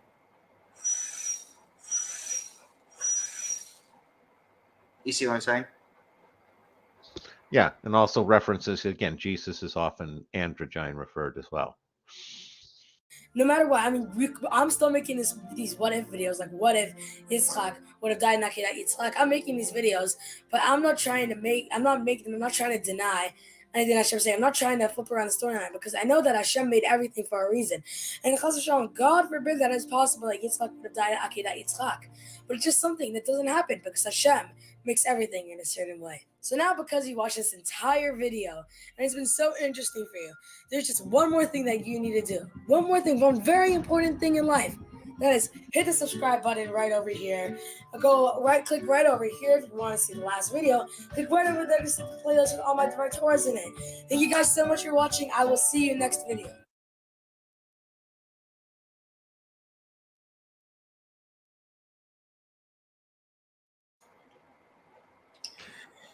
Yeah, no, I do find the observation that from a few videos ago about how you never see Isaac interact with Abraham again. You never see Ishmael, interact with Abraham again. It's sort of like he kind of like his role as a father is done at this point. Hey, interesting, and it's similar with after the blessing and after Isaac dies, Jacob and Esau, they do reunite, but probably if it hadn't been for Isaac dying, Jacob would have been estranged. But Zero said, in Egypt, matrilineal inheritance entitlement, why sisters marry to keep the land in the family. He, she, perfect parallel. Boy reading his girl. Alright, so we're just going to do 14 lines in once, and then we'll be done with this parsha. Alright, so Vayikra elav malach Adonai min hashamayim vayomer Avraham vayomer hineni vayomer al tishlach biadecha el anar ve'al tas lo meuma ki ata yadati ki are Elohim mi ata velo chashachta et binecha et yachidecha mimeni vayisa Avraham et einav vayare ve'ine ayil achar נאחז בסבך בקרניו וילך אברהם ויקח את העיל ויעלהו לעולה תחת בנו ויקרא אברהם שם המקום ההוא אדוני יראה אשר יאמר היום בהר אדוני יראה ויקרא מלאך אדוני אל אברהם שנית מן השמיים ויאמר בני שבתי נאום אדוני כי ין אשר עשית את הדבר הזה ולא השחת את בנך את יחידך כי ברך אברך והרבער בית זרעך כבוכי השמיים וכחול אשר על שפת הים וירש זרעך את שעריה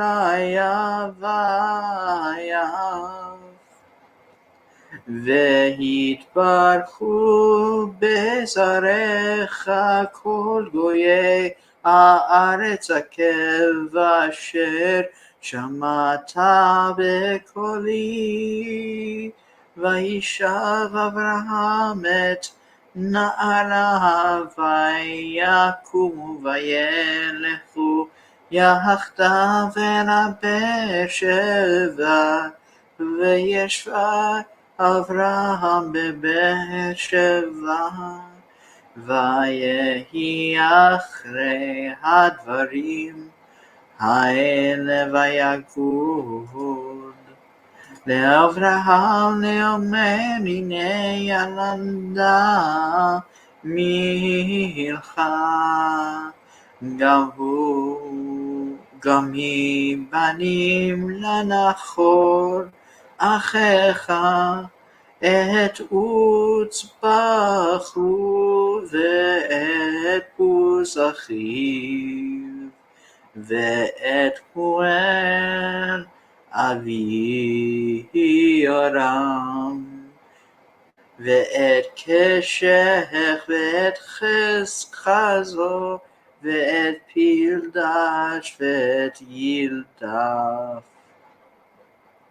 יילף ואת בתואל ובתואל ילד את רבקה שמונה אלה ילדה מלכה לנחור אחי אברהם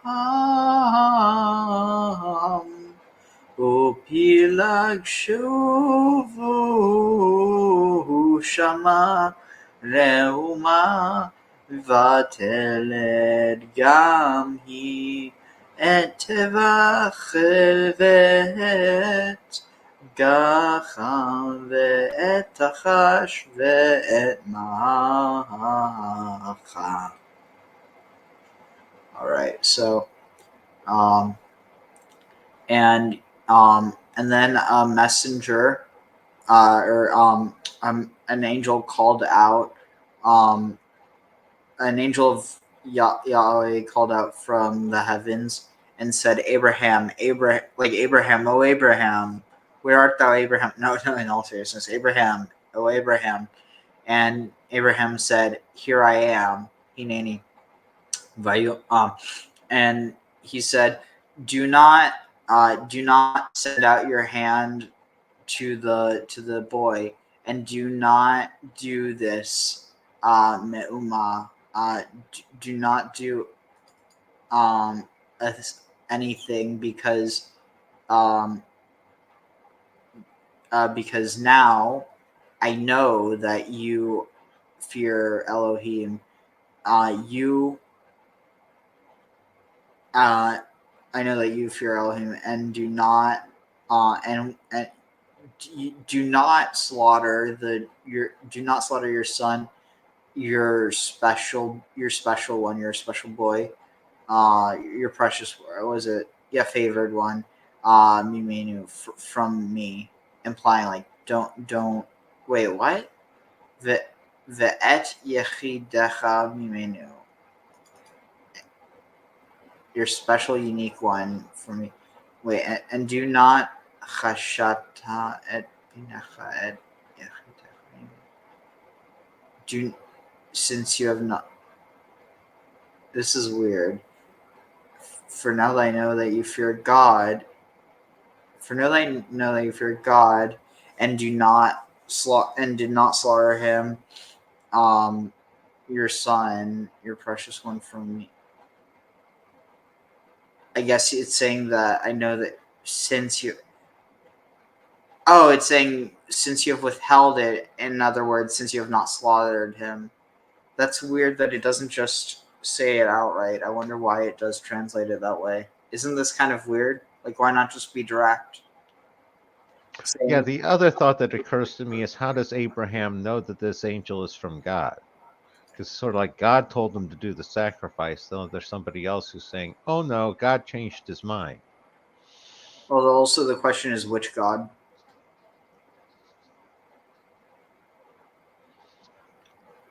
Now again, it's it's just one of those. It's like it doesn't really explain where the legitimacy for the revocation of the command comes from. Why Abe would find it believable? At least for me, I don't understand it. I'm sure somebody has explained it at some point. Let's see. So what's this?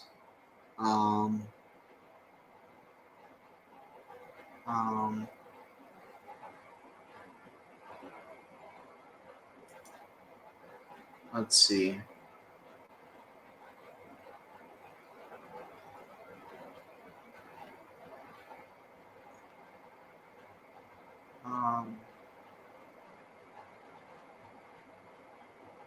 Oh, interesting. Apparently, the burnt offering is only a willing one. So, according to, I mean, it's a. I don't know where it's going with that, but I can't find anything on that. It's probably just a word translation because they don't want to admit that since you have not sacrificed your child to me, it almost implies that people were sacrificing their children to God, which they were, but at one point everybody was. The thought that occurs to me as justification is that could have been one of the angels that were the three visitors that he had encountered before that told him about Isaac coming. Yeah, right. And Abraham lifted up his eyes, and he saw, and he beheld a ram, after,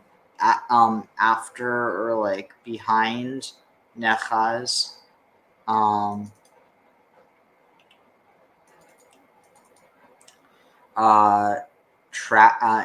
trapped, or like enclosed,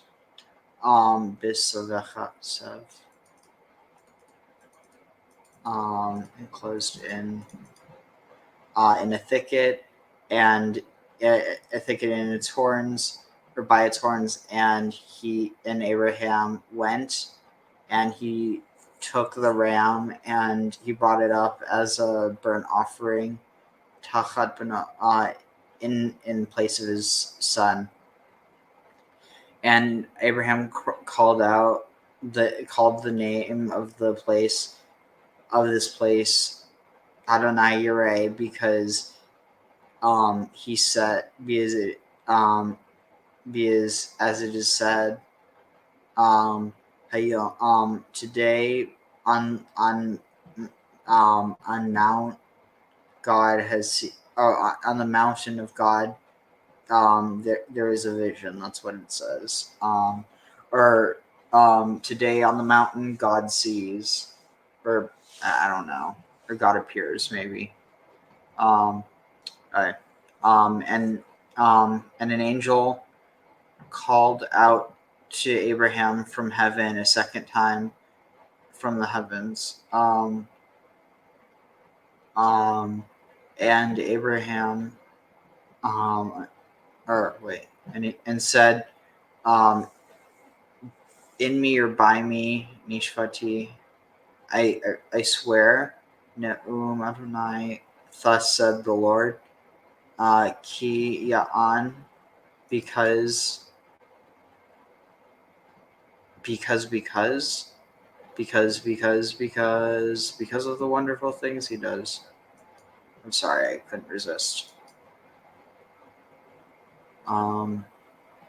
Because Ya'an,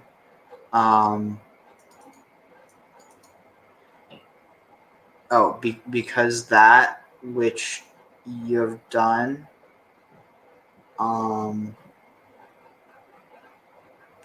this thing, and did not slaughter your son, your precious one.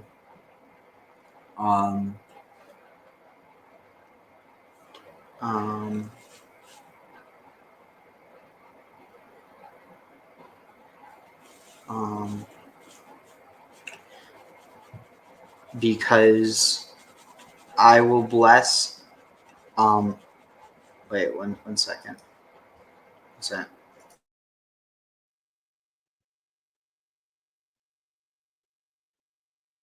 Hello. Hey, how are you doing? Pretty good. Yeah, we're just finishing up. Let's see. What is this? He said, the boy in the video is Sakian femtogram gaze of Israel as opposed to the He-Man of huh? If it seemed Abraham was eager to nix Isaac, never protested his sacrifice for the pain of exiling Ishmael, his favorite for support and resentful of Sarah. The willing sacrifice. Well, I mean, yeah, but he also wasn't too torn up about what he did, sending off Hagar and Ishmael. Well, it seems to indicate that he was a bit resentful of Sarah and Isaac. Why he would be willing. Anyway, let's see. So where is this? So because I will bless, because I will bless, because I will bless you with a great many blessings, and your seed, and like the stars in the heavens, and the sands, like literally the grains of sand that are upon the lips of the sea, and he will inhabit, and your seed will inhabit the gates of their enemies, and what is the heat Baruch, and the nation and the nations of the earth, and all the nations of the earth will be blessed in your seed. Kev,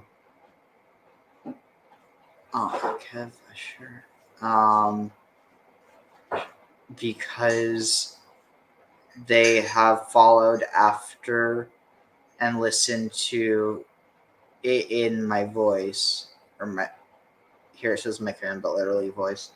And then Abraham returned to with his son, or literally with his servants, and they went up, and they rose, and they went to together to Beersheba, and they dwelled. And Abraham dwelled in Beersheba, and so after these things, Abraham it was told,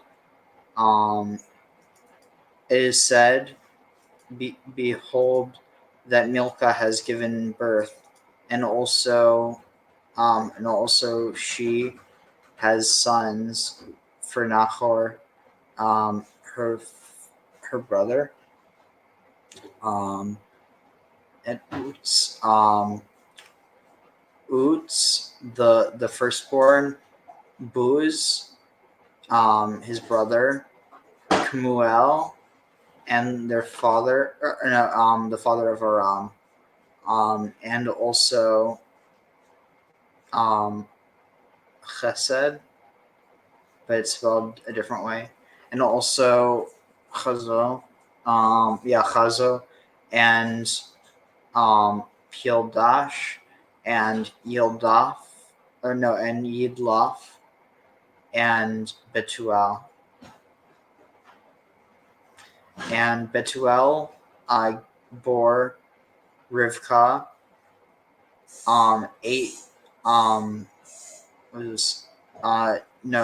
these 8 born to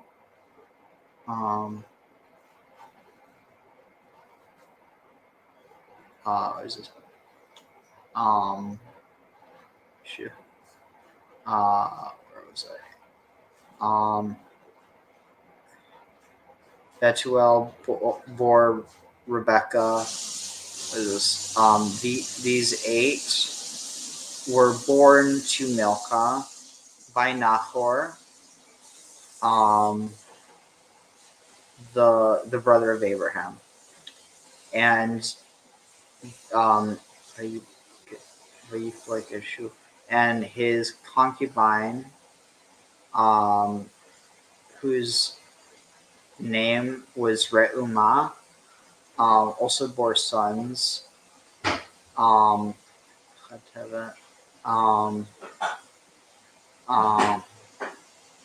Tevach and Gacham and Tachash and Ma'akah. Oh, and Tachash was a daughter apparently. Oh no, Ma'akah was the daughter. So yeah, we're going to finish up. But any thoughts on that before we close out?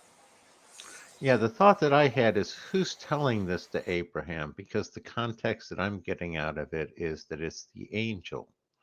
And it's like, it's Abraham and Nahor. I guess they don't keep in much touch since, Nahor's had 8 sons that Abraham knows nothing about, unless Abraham's missed a bunch of angel grams coming to tell him or something. I don't know. Tag? Well, sorry, go ahead. How many sons did Abraham have if the other 2 were possibly his sons that accompanied the ass to the sacrifice?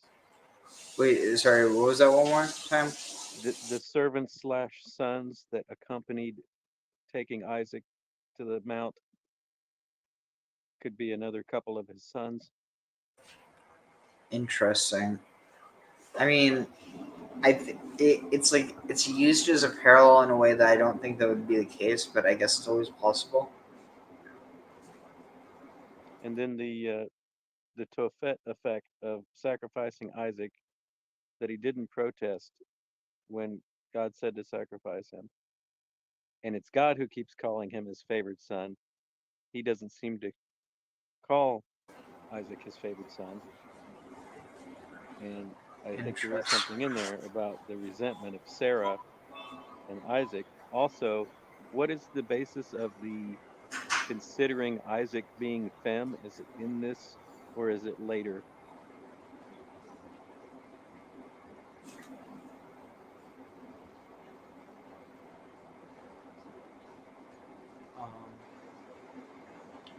Anyway, let's see. Halsey said hit the like button. Sorry, I'm kind of falling half asleep. Let's see. Oh wait, I already read this. Yep, I read this. So let me see if I can just find a quick video that addresses some of what we. Yeah, here. This should be good. Shows tab. Is there something feminine in the name Isaac? Not inherently, but it's a callback to Sarah.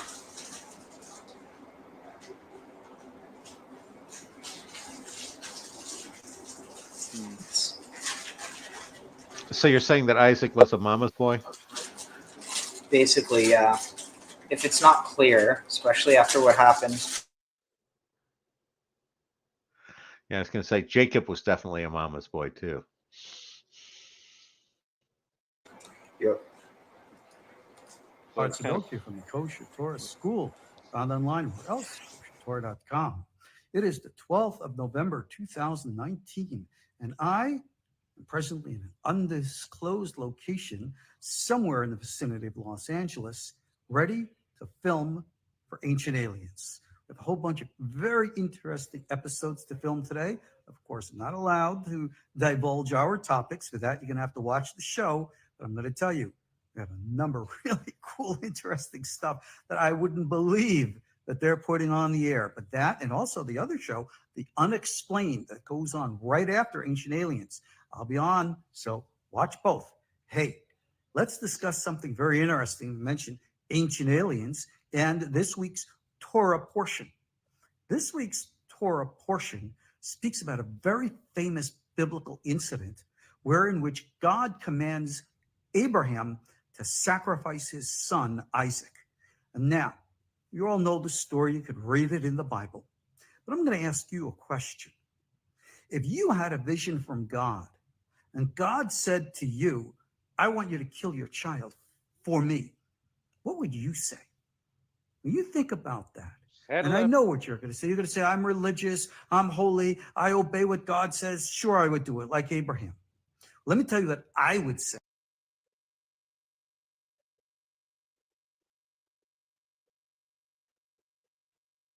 Did someone say something? I just said, saddle up. The response. Where's my ash? Not only would I say no, even to God, I would wag my finger and say, shame on you, oh God, for asking me such a horrible request. Where's my ash? What? Where's my ass? Oh, ass. What kind of Fetch creator me of the mine universe would ask a human being to do such a keep your ass on you at all now, times. Go read all the commentaries, and you'll see that God never really intended for Abraham to do that and the like. But there's a big secret to the story of the Akedah, the sacrifice. Most people don't know. You see, it doesn't make any rational sense that God would ask Abraham or any other human being to take the one who they love the most, who is a child of prophecy, and murder them, for lack of a better term. Doesn't make any logical sense. But you have to remember something. This is vital to understanding the nature of the entire Akedah. God spoke to Abraham in a vision. As Maimonides always makes clear, a vision and everything in it is an archetypal psychic experience. And essentially, that is what the Akedah was. Just like the story of the book of Job, where in which we read that God made a bet with the devil. Really? What kind of mythology are we talking about? The book of Job, our sages teaches us, is not history. It was a novel. It was a story. It was an ancient philosophical moralistic teaching. Well, Maimonides teaches us, and I elaborate on that the entire episode of the sacrifice of Isaac was equally a prophetic vision.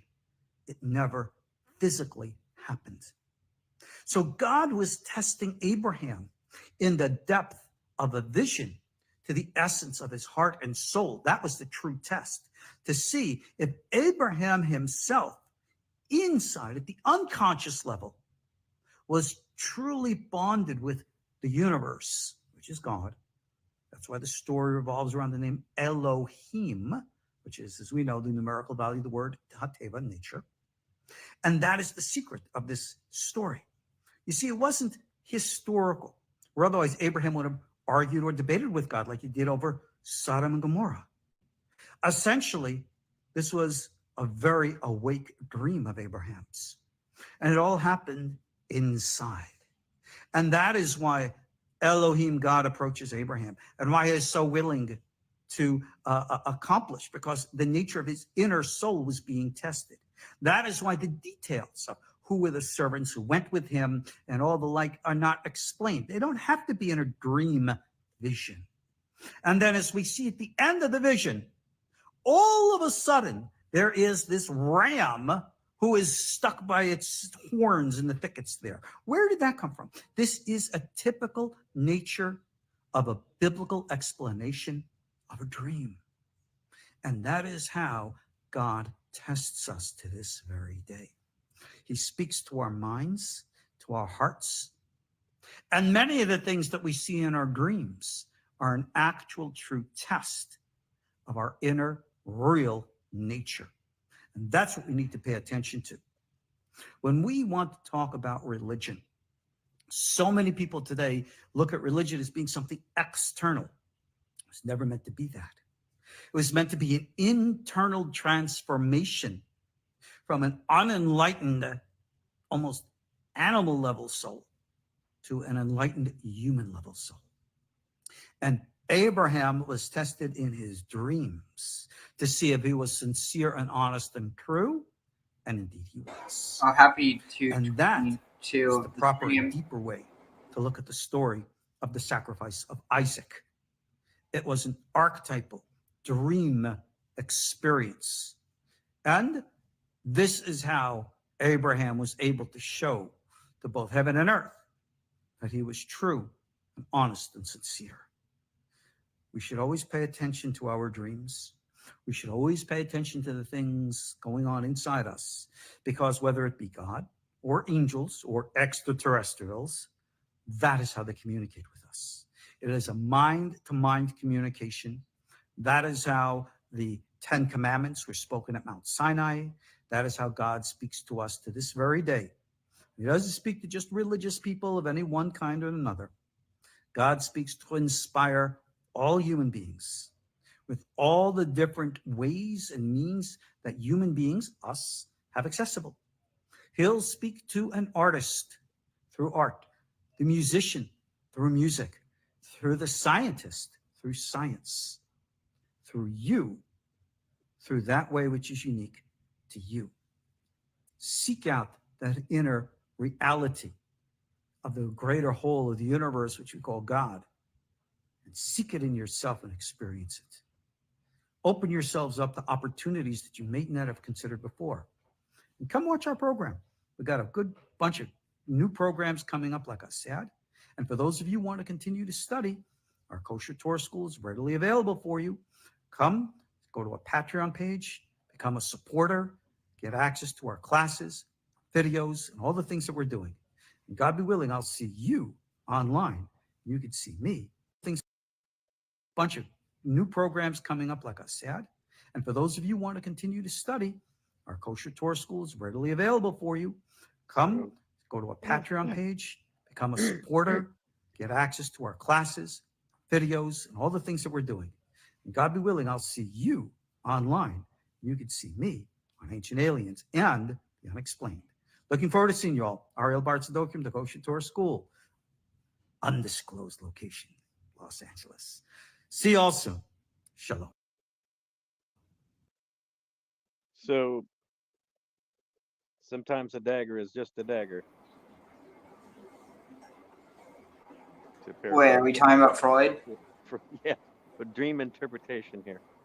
And, you know, if we can pop in and out of what's historical, what's a dream, what's a parable at will, for anything that we find disturbing, we can distance it a little bit. Seems like there would be a different font or something, depending on what mode is being exposition. But to take that further, the entire text is a psychic internal projection. Like this seems to be a projection of Abraham's will that God asked him to sacrifice Isaac. It's interesting interpretation for sure. What do you think, Graham? No, definitely interesting. I'd never that one hadn't occurred to me before. Tag. Yeah, it's an interesting topic. Wow. So, just for context, here, 1 second.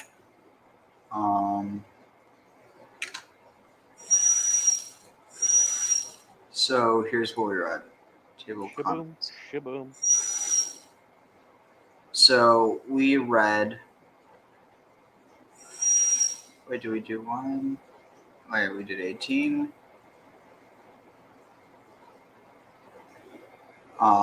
Yeah, we read the every chapter in this.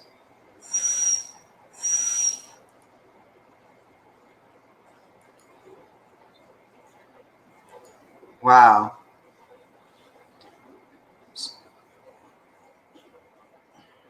So there was the scenario about the nephews of Abraham being part of the inheritance. Wait, what do you mean the nephews? It said the sons of his brother. Oh. The 8, was it? They weren't related to the inheritance. They just kind of got listed as a tag along at the end. That's one of the things I've noticed is a lot of these chapters end up having like this tag on section at the end that doesn't fit in anywhere else. Well, it fits in because that's the lineage of Rebecca. Yeah, and what's the point of that? The lineage of Rebecca? She ends up marrying Isaac. Oh. So step family. No, real family. Cousins. Yeah, since Isaac didn't have a sister, he had to settle for a cousin, right? Next best thing. But it Anyway. would still be that she already had sons. Who did? Rebecca? No. Okay, they issue from him. Yeah, anyway, I'm going to go to sleep now, so any last thoughts? Like 5 seconds? Oh, I was going to sit there and say I thought your Wizard of Oz reference was actually kind of well taken, since given the layout of the temple and the the whole Holy of Holies, you could easily call Yahweh as the God behind the curtain tag. And great to see you, Zero. And then the other is Highway 61, Bob Dylan. Where you want this killing done? Up on Highway 61. Anyway, on that note, Baruch atah Adonai Eloheinu melech haolam asher natan lanu Torah emet v'chayei olam natan b'tochenu Baruch atah Adonai noten Torah. And on that note,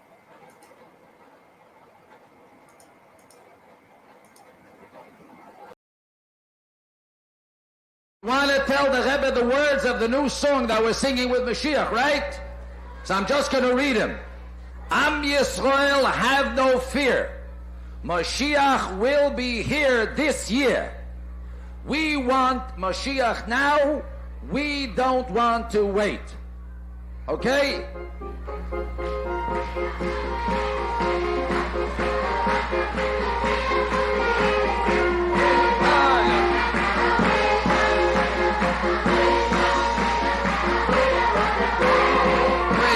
Mashiach now, we want Mashiach now.